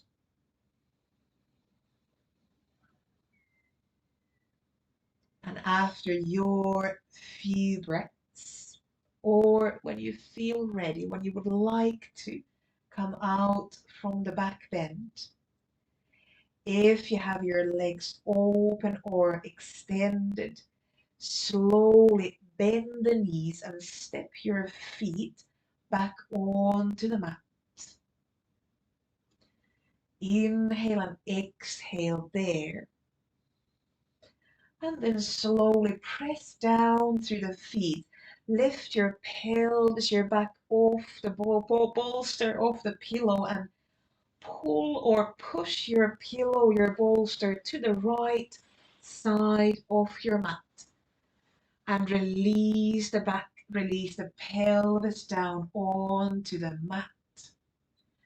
And then take a moment to rest on the mat with a neutral back. You could keep the knees bent, maybe lean the knees and thighs against each other. And we take a moment to rest, allowing our physical body to rebound from that asana, from that pose we just did. This time in between the poses is equally important as the time that we spend in the pose. This is what we call the rebound.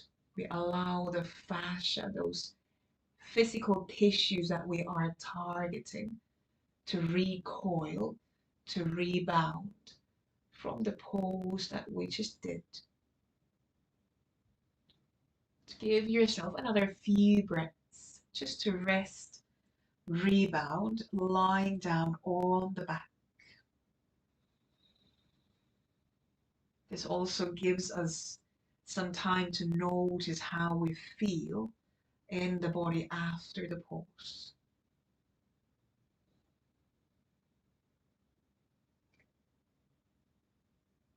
Then after those few breaths, we're going to continue into our next pose, into a twist.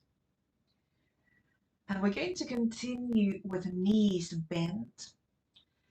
And from lying down on the back, slowly start to bring your both knees, your both legs to the right side of the mat.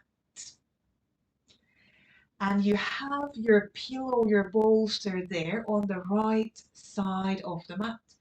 So you could use the bolster, the pillow under your legs, and that might create a bit more gentle twist in the spine.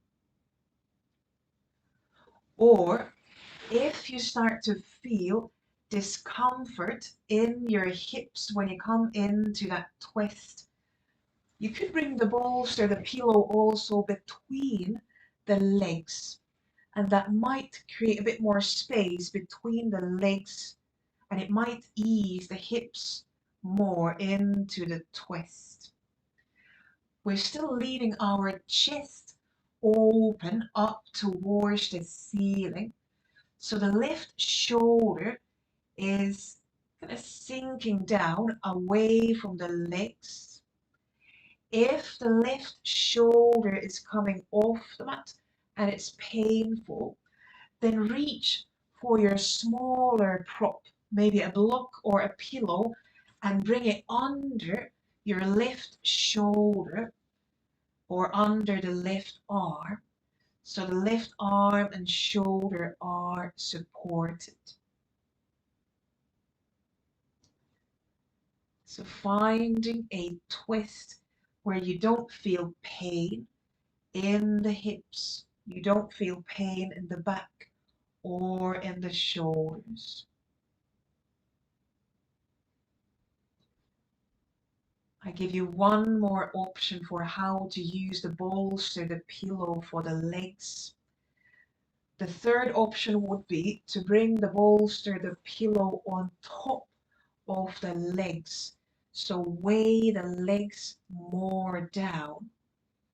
And that might create some more sensations on the outside of the left hip, left thigh as well.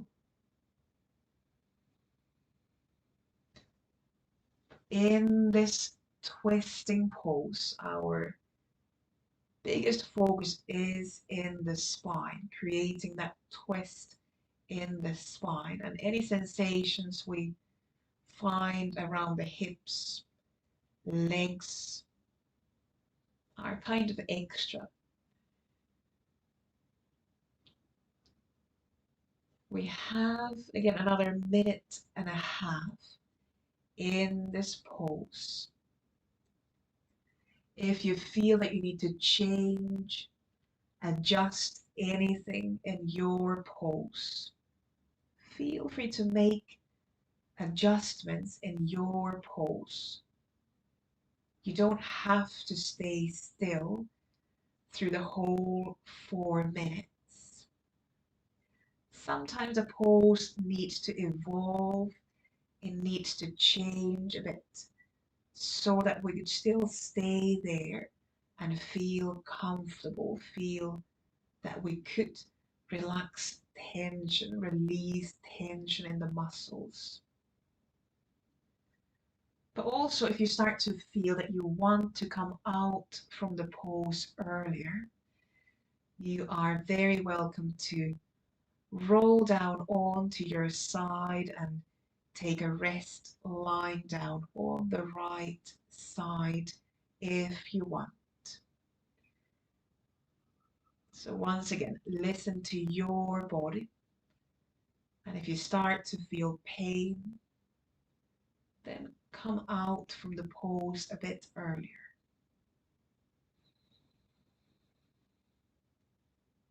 But if you want to stay just a bit longer in the twist, We could take a few more breaths in and out. And these could be again, a few slightly deeper breaths, preparing the body for the next transition.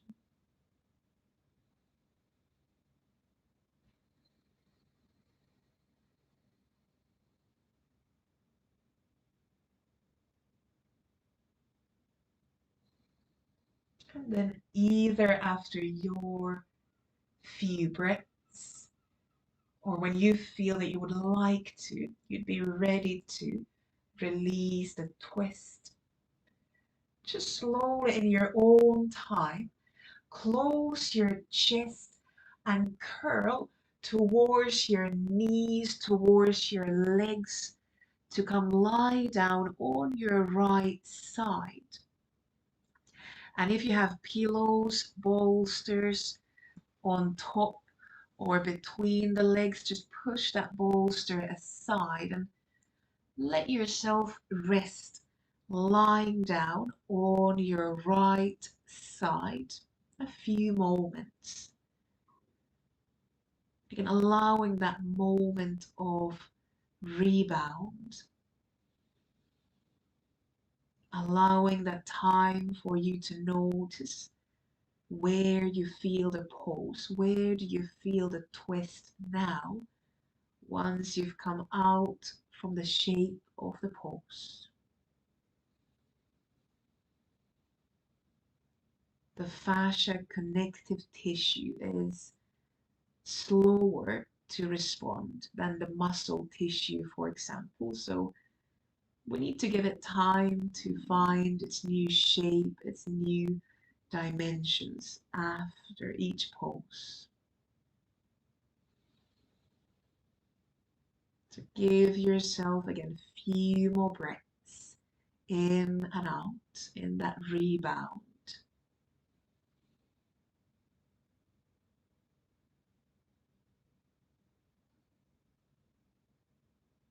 And then after those few breaths, from your side, slowly bring yourself up into a seat.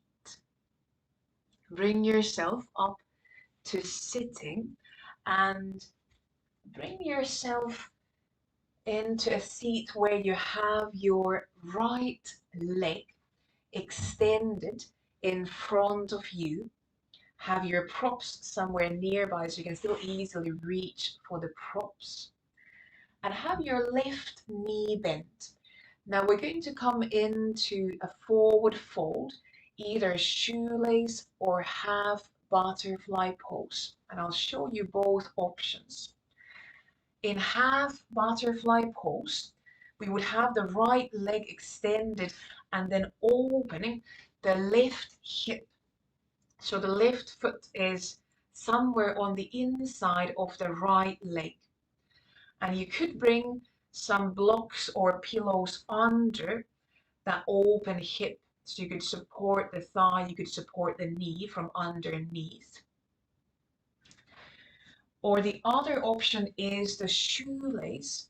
And in shoelace, we cross the left leg over to the right side and bring more the left knee on top of the right knee. So the left leg is much more crossed over to the right side. And here again, you could use props like blocks or pillows under that left knee. So either option, either shoelace or the half butterfly. And if sitting upright feels a bit tense in the hips, in the pelvis now, use a pillow or block under your bum. So sit on top of a prop, and that often helps the pelvis a bit to lean forward. And we're going to have the bigger cushion there nearby.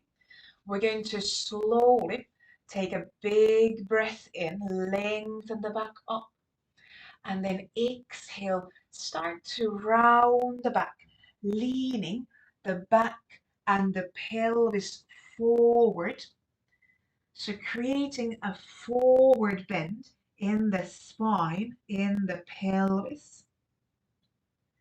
And when you come into that forward bend, once you've found an edge that feels good, if you have that bigger bolster cushion there, bring it under your chest or under your head so that you can lean your upper body onto a support and you can soften your arms. So you don't need to hold yourself in the pose, but you could let your body rest in the pose, rest in the forward bend. You can also use your own hands under the head.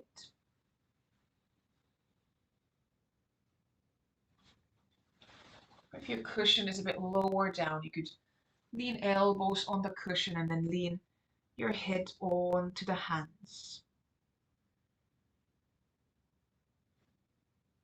So again, there's many options, there's many variations. Make sure you find an option that allows you to relax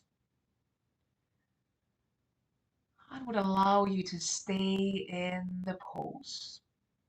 Another 2 minutes. So we have another 2 minutes in this forward bend. Again, you can make changes, you can make adjustments to your pose at any point if you want.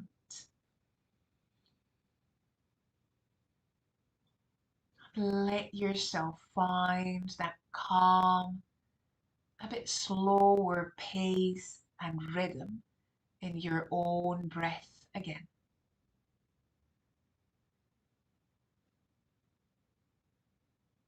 You might feel the pulse at the back of the right leg, at the back of that straight leg.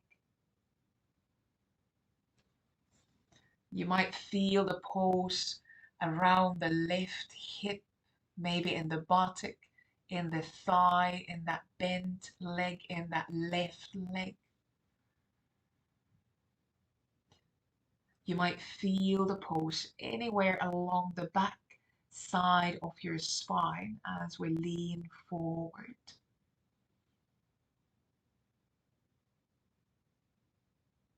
And we could spend another 5 to 10 breaths in the forward bend if you want. And if you start to feel that you would rather come out from the pose earlier, you are welcome to do that as well. Listen to your body.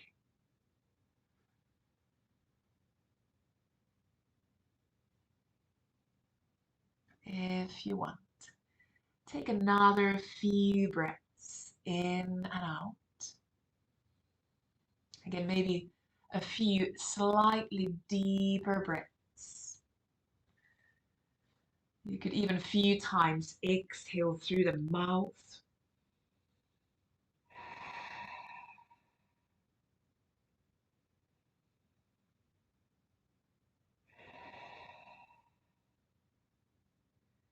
And then after those few breaths, slowly, slowly start to roll the back up. Slowly bringing yourself back up into a seat. Get help with the hands, help with the arms to bring the spine back to neutral. Give yourself a few breaths in that upright seat. See where your back, your hips settle after the forward bend.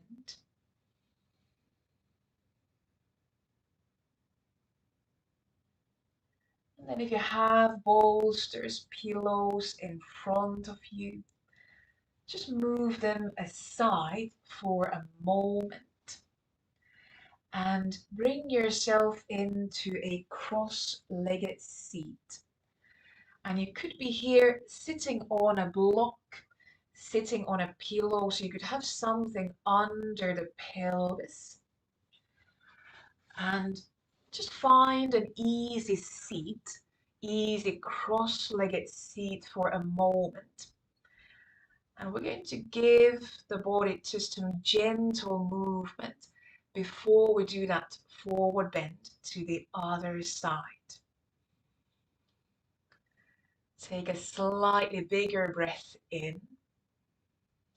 And then as you exhale, slowly bring left hand to the right knee or thigh and step right hand behind you. Inhale again, lengthen the back up, and exhale, very gently twist further to the right side. But now keep this as a very gentle twist. Arms are only supporting. Keep the breath easy. Take one more breath in and out. And then exhale, slowly release the twist. Come back to the center. Inhale, exhale there. And then slowly slide your right hand towards the left knee or thigh. Step your left hand somewhere on the mat behind you. Inhale, and then exhale, slowly twist towards the left side. So gentle twist towards the other side. Again, keeping it very soft, keeping the back, keeping the shoulders soft. Allow a few breaths in and out in that twist. Keeping even the hips soft here. And then again with an exhalation, slowly, slowly come back to the center. Inhale, exhale there. And then we start to think about going into the forward bend, the half shoelace or half butterfly on the other side. So on this side, we're going to extend the left leg in front. You could still sit on a block, on a pillow if you want. And we're going to bend the right knee, and you have those options again, either half butterfly, so the right foot on the inside of the left leg, maybe a block book pillow under the right thigh or knee. Or you have an option for the half shoelace. So now we would cross the right leg over to the left side. So it's more knees on top of each other. And here as well, you could use a block pillow under the right knee. So make sure there's no pain in the hips, there's no pain in the knees. And find your variation for the legs, what you feel happy with. It could be different on this side.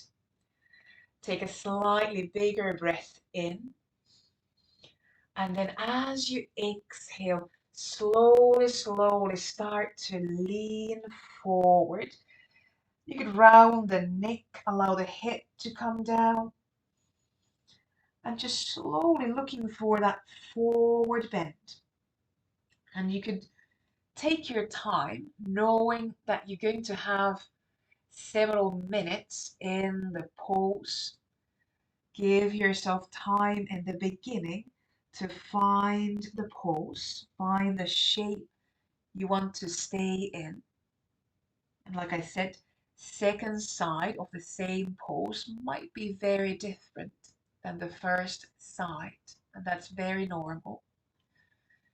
If you want to use your pillow, your bolster, maybe under the chest or head, pull your pillow in so you have some support for the upper body.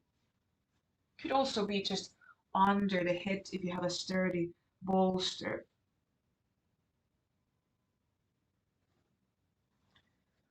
Using props is optional. You don't have to use props if you feel they're just on your way. You can do the pose perfectly without the props as well. But the props are there to help, to support. Again, reminding the muscles to relax, to quiet down. So we're not really holding the pose. We are aiming to rest in the pose, relax into the pose.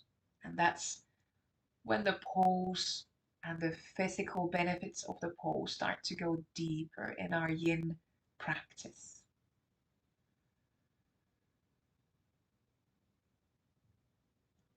And again, we have a couple more minutes in the pose. If you want to make changes, if you want to make adjustments in your pose, you're very welcome to do so.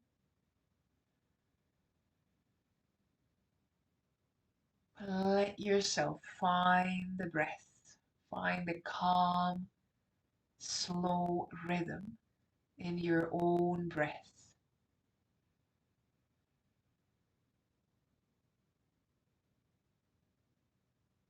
The breath is there to help our physical body relax. The breath is also there for the mind. Let your mind focus on the breath, allowing your mind to relax away from everyday life thoughts. Just keeping yourself on the mat in this moment in your practice as it is now.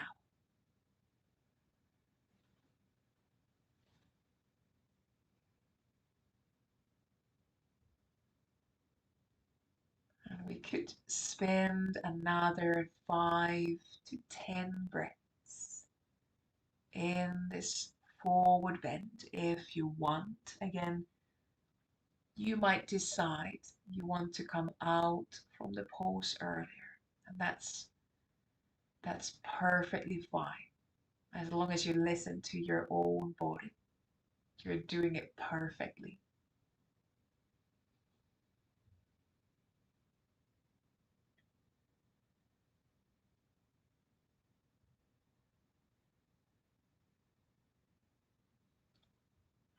And then either at the end of your 5 to 10 breaths, or when you feel you'd be ready to, you would like to come out from your forward bend if you're still there. Take a slightly bigger breath in and out. And then slowly, slowly start to release the forward bend and bring yourself back to an upright seat. Again, in that upright seat, give yourself a moment, give yourself a few breaths just to let the back come out from the pose first. And then we're going to come into our bit longer rebound, lying down on the back. So now move your pillows, your bolster to the left side of you, to the left side of your mat. You can put your smaller props somewhere next to the mat. And just release the legs and then come back lying down on the back. And find that Shavasana pose, that neutral resting pose for a moment. You could extend your legs if you want, or you could leave your knees bent.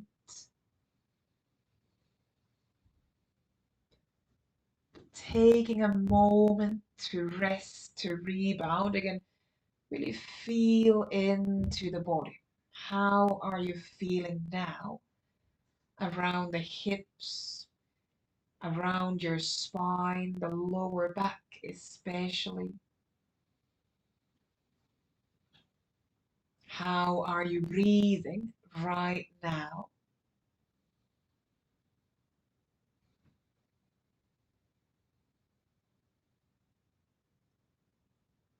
And then we start to slowly plan going into the twist on the other side. So when you are ready, bend your knees, lying down on the back. And on the second side, we're going to now bring our knees, our legs to the left side of the mat. So keeping the knees bent, lower legs to the left side of the mat. Again, if you have your pillow there, you could bring your legs on top of a pillow bolster. Still leave your chest open up towards the ceiling. You could even open arms further out to the sides if you want, or leave them close to the body. You could bring your legs also down onto the mat. And you have the bolster. And if you remember from the first side, you could use your bolster, your pillow between the legs, especially if you start to feel pinching around the hips or pain in the lower back. Or you could use your bolster also on top of the legs to give some extra weight for the legs. And again, that might also offer some more sensations on the outside of the right hip, so buttock, right thigh area. If right shoulder is complaining, then bring a pillow or book some support under the right shoulder if you feel that it's uncomfortably hanging in the air.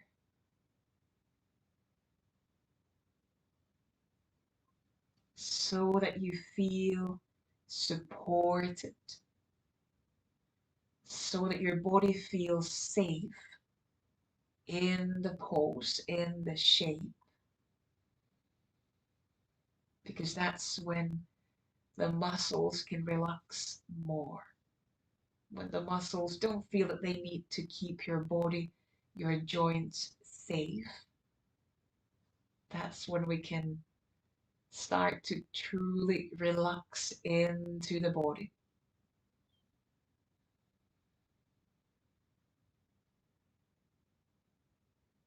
Again, notice the breath, notice the pace, the rhythm of your own breathing.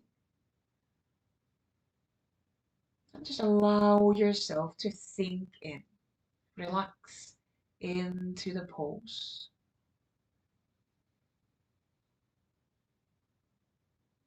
Releasing the jaw, checking that we're not biting teeth together.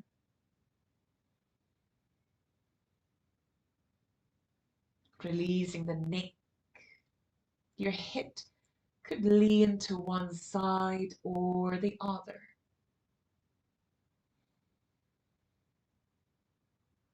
And also relax your shoulders.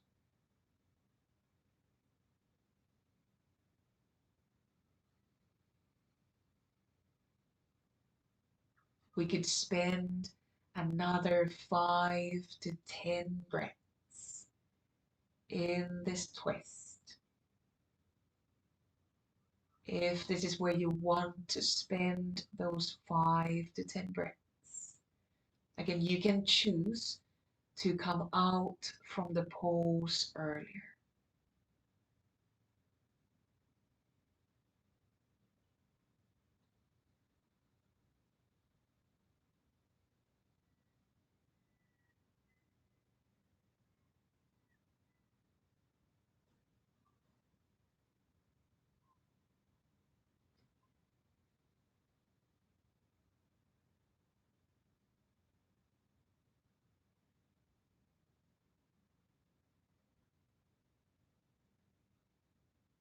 Then either after your 5 to 10 breaths, or when you would like to, when you would feel ready to come out from the twist, just slowly, slowly, again start to close the chest first, close the right shoulder and curl towards the knees, towards the legs onto your left side, and take a moment resting, rebounding on the left side.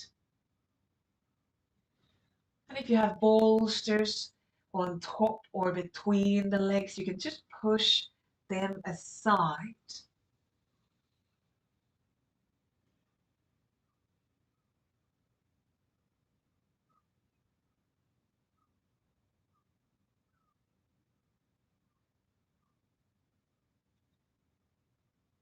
And then from your side, slowly bring yourself back to lie down on the back and take just a moment, again resting on the back. You could have your knees bent, or you can extend your legs all the way down onto the mat.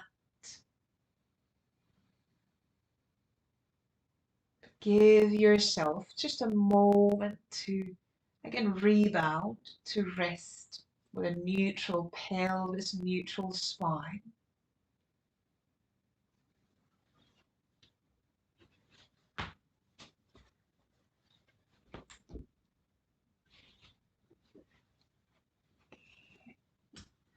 Take a few more breaths in and out in that resting pose.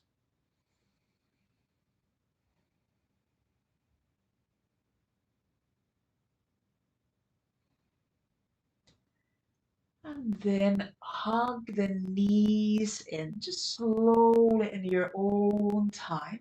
Bring the knees in towards the chest, towards the belly, like we did in the beginning. And you could rock from side to side a few times. We have one more pose, suggesting some opening in the hip pelvic area, the happy baby pose. And from hugging the knees, slowly start to open your hips, your knees, gonna turn a bit more towards the armpits, a bit more to the outside of the mat. And then reach your hands either to your feet or ankles, or bring hands, arms to the back of your knees, back of your thighs. And this could be your happy baby, keeping the knees fully bent, feet close together. Or if you want, slowly with an inhalation, start to lift the feet up towards the ceiling. So opening the back side of the legs a bit more. Pelvis can come off the mat. Pelvis can happily come off the mat. If you feel the pelvis comes a lot off the mat and that becomes uncomfortable, then bring a block or pillow blanket just under your buttocks so the pelvis is slightly elevated off the mat on top of the prop. And that might release the back, the pelvic area slightly. How much you bend or straighten the legs is up to you. This pose is an opening for the inner thighs, for the backs of the thighs, the pelvic floor area. So just find an edge where you feel you could keep the whole pelvic area and also lower back soft.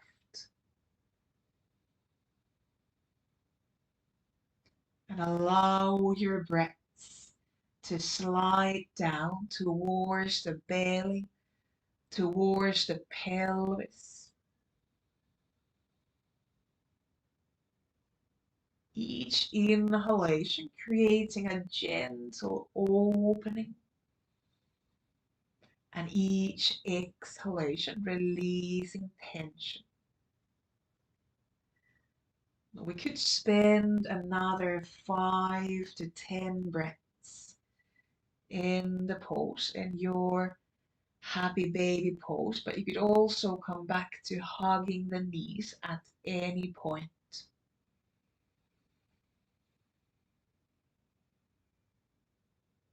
Allow shoulders, allow the neck to stay soft.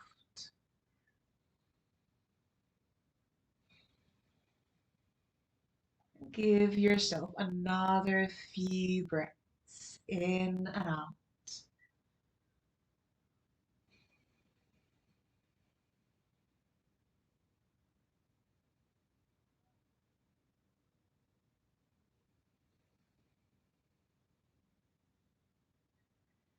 And then either after those few breaths or when you feel that you'd be ready to let go of your happy baby pose, if you're still there, slowly, slowly start to release the feet down.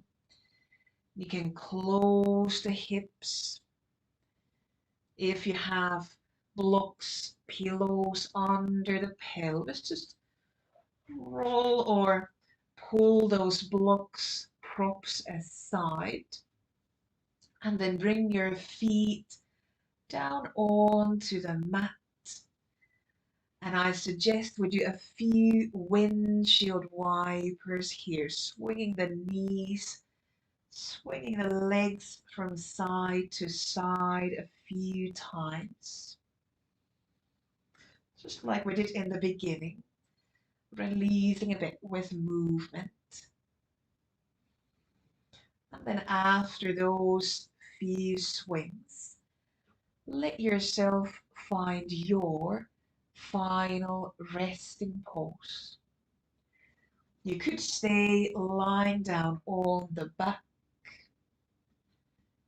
or if you now feel that we've been on the back already quite long, quite a lot in the practice, you are very welcome to come lie down on the belly for a moment. So let yourself find an easy resting pose.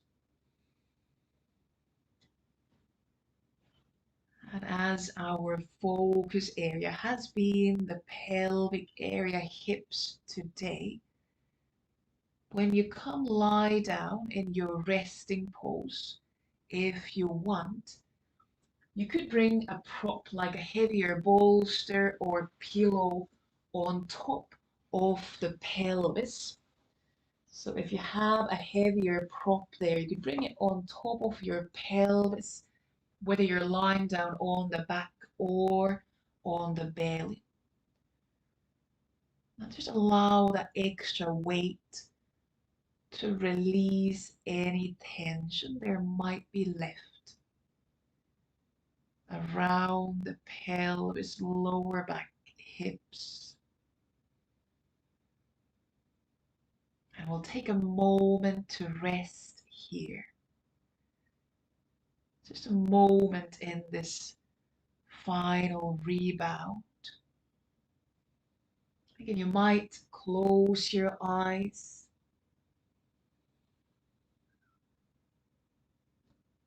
Let your whole body, your breath, your mind rest. Just a moment longer at the end of the practice.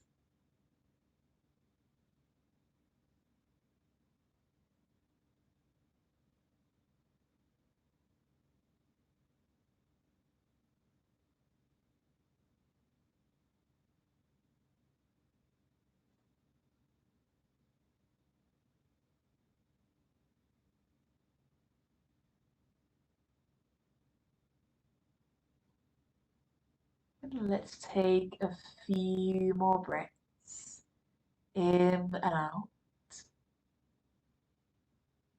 These few breaths could be slightly deeper, slightly bigger. You could even exhale through the mouth a few times, like a sigh, sending out any tension there's left, but also starting to slowly wake up the body. So feel free to start bringing some gentle movement back to the body. If you want, you could start to move the fingers, the toes, the hands, the feet. If you have that heavier prop on top of the body, you could just push, slide that prop aside, away from your pelvis.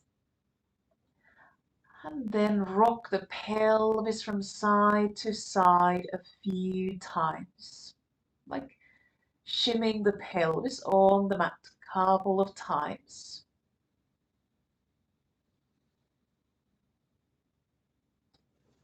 And then from your back or from your belly, from your resting pose, slowly curl down onto one side.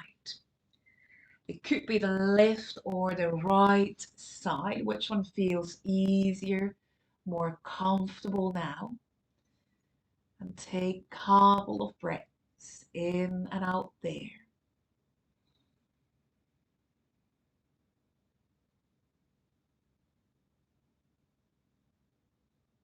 And then after those couple of breaths, slowly bring yourself up into a seat, into your own final seat. And now this could be any pose. Could be a cross-legged pose, or you could sit on your shins. You could sit on a block or a pillow if that makes the seat a bit easier for your hips. And we'll take another few breaths here. Just taking a moment to close the practice. If it's part of your practice, you can bring your palms, your hands together in front of the chest.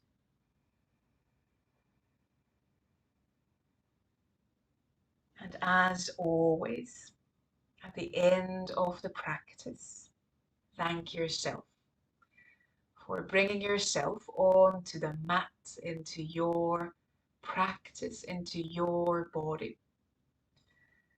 Thank yourself for giving yourself this time to listen to your body and checking in how you're doing today. And I thank all of you for joining in. Namaste. Thank you very much.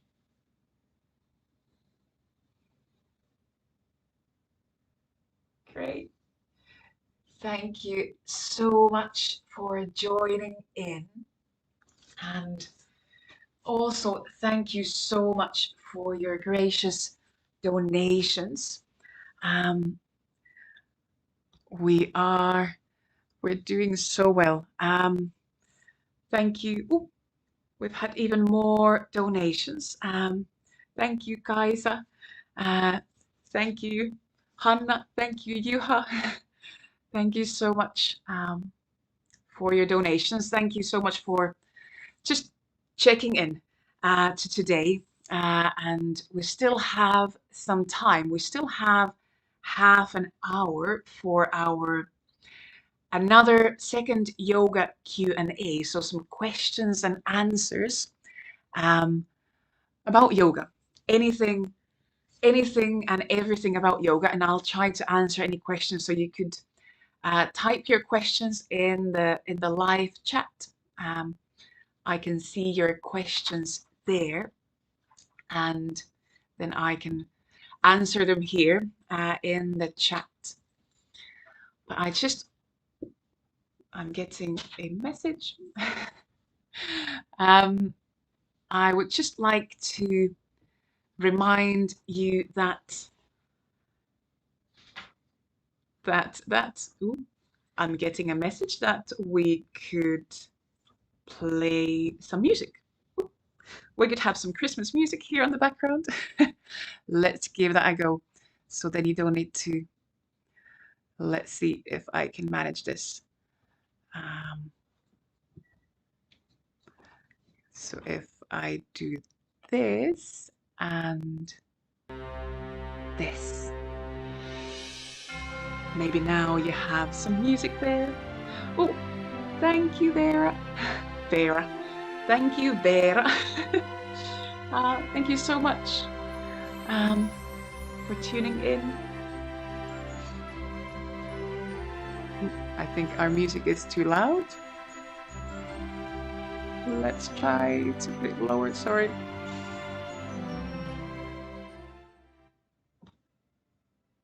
Maybe it's better now, hopefully. I'm told it needs to be even lower down. Let's see if that's better. Hopefully that it's not too loud. So you can still hear me if you have any questions. Cool. Thank you, Vera. And let's see. We have lovely Christmas messages here in the donations. Thank you, Kaisa, for your donation. Merry Christmas to you as well. And anonymous donator, Kiitos paljon. Thank you very much in Finnish. Thank you to you as well.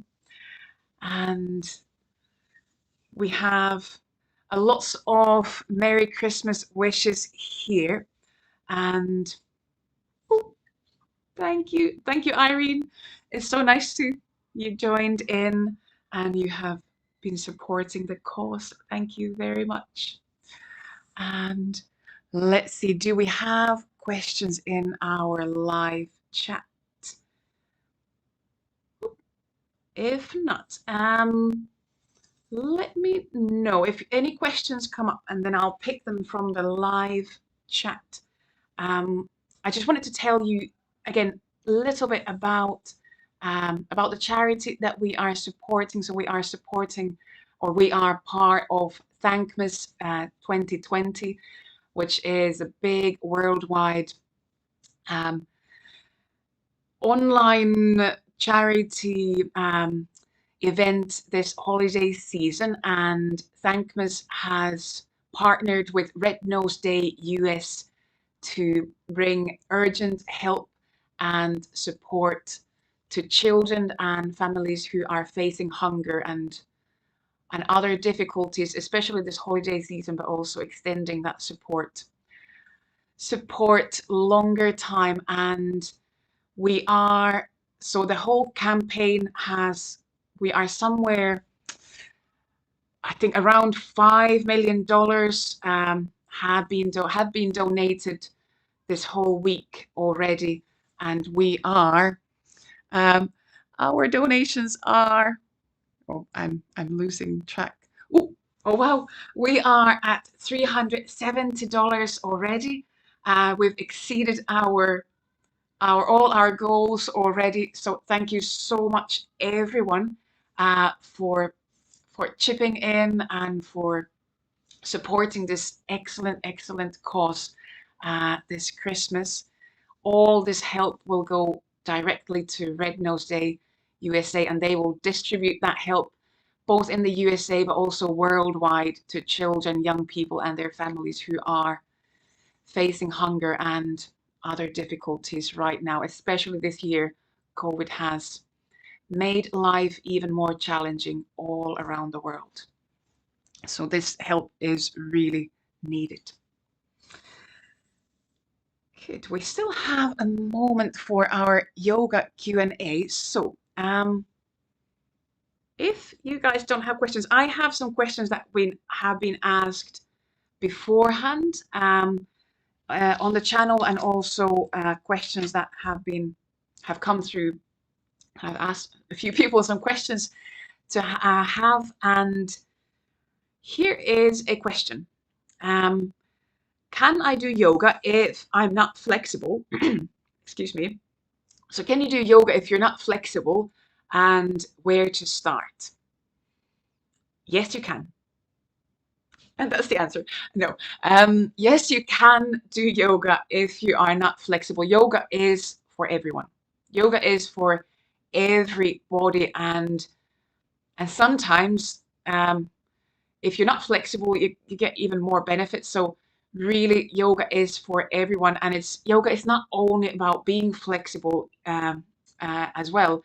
It's about also gaining strength. It's about gaining just kind of body awareness. It's about learning to breathe. Yoga is about maybe becoming just a bit calmer on the inside. So yoga is not just for flexible people in leggings and yoga clothes. Yoga is for everybody, and that's the beauty of the practice, because we can modify, we can create variations of the practice that suit everybody and everybody. So there's always options to make the physical practice different. There's always options to make the pace of the practice different, whether you like a bit slower or faster practice. We can make the practice anything, and we can make the practice suit everybody. So if you feel that you're not really flexible, then yes, yoga is for you. I would suggest starting from something that's a bit slower practice, maybe like a slow flow or slower hatha yoga practice, and introduce yourself to the kind of basic poses. And then when you have that kind of first baseline, then you know if you like a bit slower practice, then maybe you want to go more towards a yin practice, even slower, or maybe you feel that you want to do something flowier, something faster, then maybe looking at vinyasa, ashtanga yoga practices.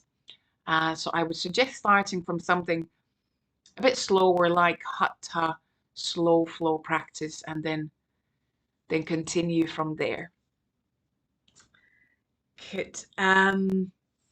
Let's see what other questions we have. Does it really matter how I breathe? Oh, I had actually two questions around the same area, because someone else was saying that they find it really difficult to breathe in a correct pace in the class. So when a teacher is telling to breathe in, they find themselves breathing out, and then they feel that they're just kind of out of sync of the breathing rhythm. I think it's a really common feeling. And I say here now, there is no right or wrong way to breathe. I know we, as teachers, we suggest certain breathing patterns and certain breathing rhythms and a certain pace to breathe, but really there is no right or wrong way or pace to breathe. And we all breathe at a bit different pace. We all have our individual rhythm and pace for breathing. So if you feel that what the teacher is suggesting just doesn't feel good, then allow yourself to ignore that a bit and find a way to breathe in a comfortable way. So make sure that it's easy to breathe, because the most important thing is that we breathe. I know that we suggest that, okay, we're leaning forward, that's when we breathe out. We're coming up, that's when we breathe in. But the most important thing is that you breathe. And especially if you're new to yoga, trying to get hold of, or kind of trying to get grips of the poses and breathing at the same time, I think it's a bit too much in the beginning. And I often suggest to choose one. Choose the poses and focus on the poses first, and just make sure you're breathing or choose to just focus on the breathing first and then introduce the poses a bit later. And then slowly, when you're comfortable with the poses, you're comfortable with the breathing, then we'll start to bring them together. The idea is that we do kind of breathe and move at the same time, but it might just take a little time to find that combination of breathing and moving together. So absolutely no worry if it takes some time. So give yourself time to find your breath and always make sure you are breathing. Good. And what other questions there were? Oh, is yoga difficult? Very good question. I would say yes and no. I think yoga is quite complex practice. There are lots of different elements, and I think some elements are easier for other people, and then they might find some other elements more difficult, and kind of vice versa. Is yoga difficult? I think in the beginning, now I'm talking from a personal experience, I think in the beginning I found it really quite difficult. Focus on in the beginning, the moves, trying to remember the moves, trying to remember to breathe, and then also trying to stay calm and relaxed at the same time.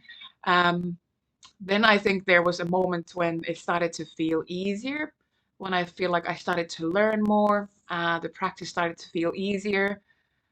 And then there was another wave of I started learning more and kind of going deeper into the practice, and I started understanding more about the different layers of the practice. So then I think it started to feel more difficult again, because I started feeling like, oh my, there's so much to learn, there's so much to know. Everything felt so big. So then it started feeling quite difficult again. Yeah. So I think it can feel difficult, but make it manageable for yourself. If you feel that it's really difficult, then take just take a smaller portion of the practice and let yourself focus on that small part first. Maybe it's one sequence, maybe it's one way to breathe. Let yourself focus on that and feel comfortable with that, rather than trying to learn it all at once. So don't make it difficult to yourself. And if you have questions about some certain specific areas of the practice, then I'd be always very happy to know. You can leave a message here in the chat, or you can also send messages later on if there's a certain area or aspect of the practice that feels difficult. I'd be very happy to help and chat about it. And let's see, we still have about 10 minutes. Oh, with our donations, we have gone up to $400 already. Oh my. Let's see. Yes. Thank you, anonymous donator, and your message. Let's bump it up to an even $400. Yay. Thank you so much. Wow. Thank you so much for your very, very gracious donation. Thank you. We got up to 400. Oh my. We started with an original goal was $100, and then we took it to 200, 300, and now you guys have taken it to 400. Thank you so much. This means a lot. Thank you, and this will all go directly to Thankmas and to Red Nose Day USA, who will distribute this to children and their families who are in need right now in this holiday season. Thank you so much. Wow. This is fantastic. So I think we have time for maybe one more question or two shorter questions. Oh, favorite place you you've done yoga in? Um, Very good question. A favorite place I've done yoga in? I have to say, somewhere tropical like Thailand. I was very lucky to do my very initial teacher training in Thailand, so I got to train in Thailand in the warmth. And then last year we were very lucky to go back to Thailand, and I had a chance to do yoga by the sea, on an island called Koh Lanta in Thailand, and I think that that must have been the best place, the most serene place I've ever done yoga in. By the beach, by the water, hearing the waves, in the sun, or in the shade of the palm trees. That was just perfect.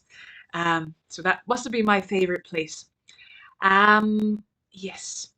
Do we have one more question? Yes. Oh, this is a good one.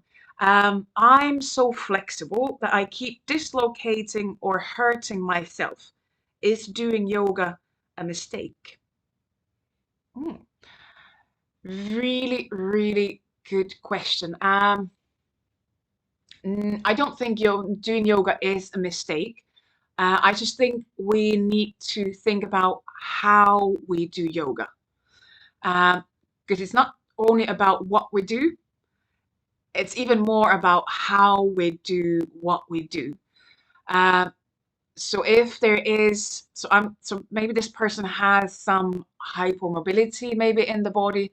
Um, so definitely, yoga is for people who are very flexible. So kind of too flexible, um, if we could say that, or kind of hypermobile, as we say.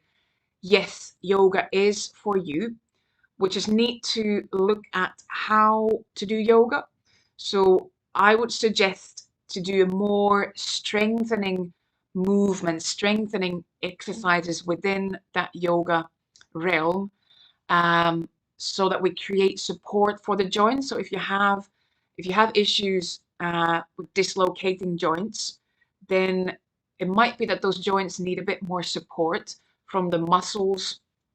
Um, so then doing more strengthening than kind of stretching poses and movements would be a really good idea. Um, and doing slower practices. So rather than kind of rushing through the poses and doing them really fast, because that's where there might be a danger of dislocation if there's not a lot of strength around the joint, and then we're just kind of rushing through movements, and not really focusing on engaging the muscles. That's where the injuries might start to happen, if there is a lot of mobility and flexibility in the joints already. So then doing slow strengthening movements and poses, slow strengthening practices could be very beneficial. It's important to then find a teacher who has some experience and knowledge about hypermobility, so they can give you kind of specific exercises and movements to do. Um, and if you have any chance to do to any kind of one-to-ones, or just finding a teacher, and go to their group class that has some experience, or maybe even have hypermobility themselves, they are often best teachers to give you those exercises as well, because they have personal experience and knowledge what that means.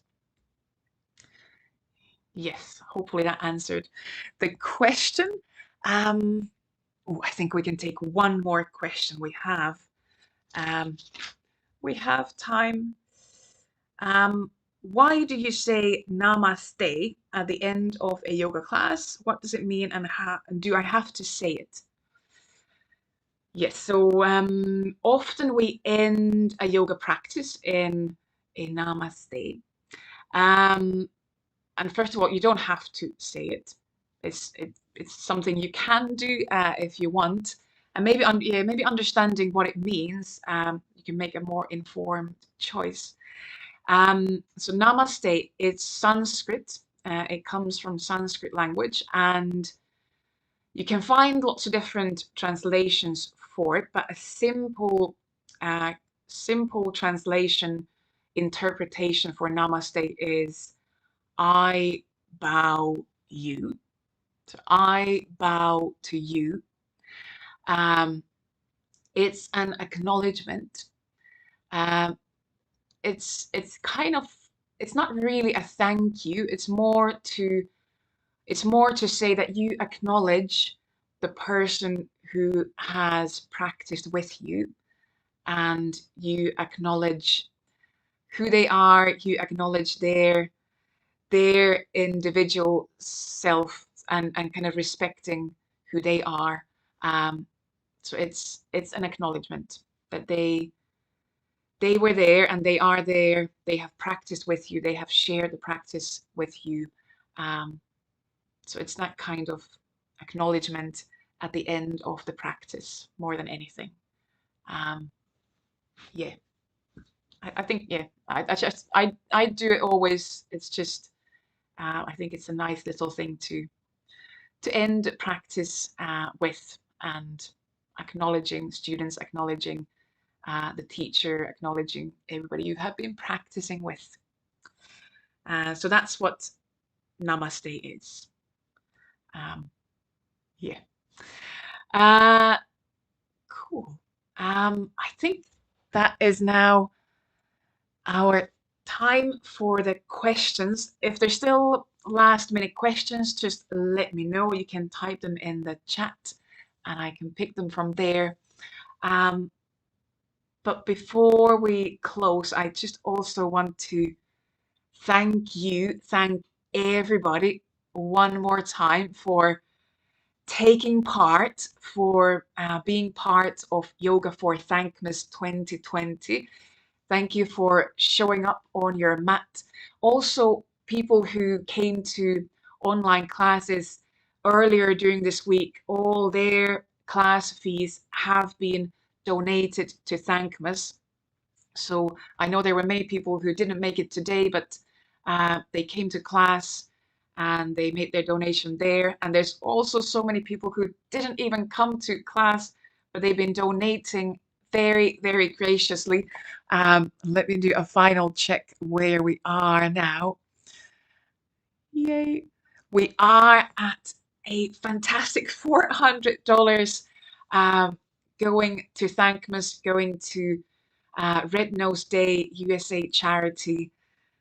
It's been a fantastic morning with you guys. It's been just a fantastic few weeks building up towards this day. And where are we with the worldwide donations? I can't see, my screen is so small, but I think we're somewhere around $5 million that have been donated and collected, raised during this past week from all online creators, YouTubers, people on Twitch streaming, on Facebook, Instagram, TikTok.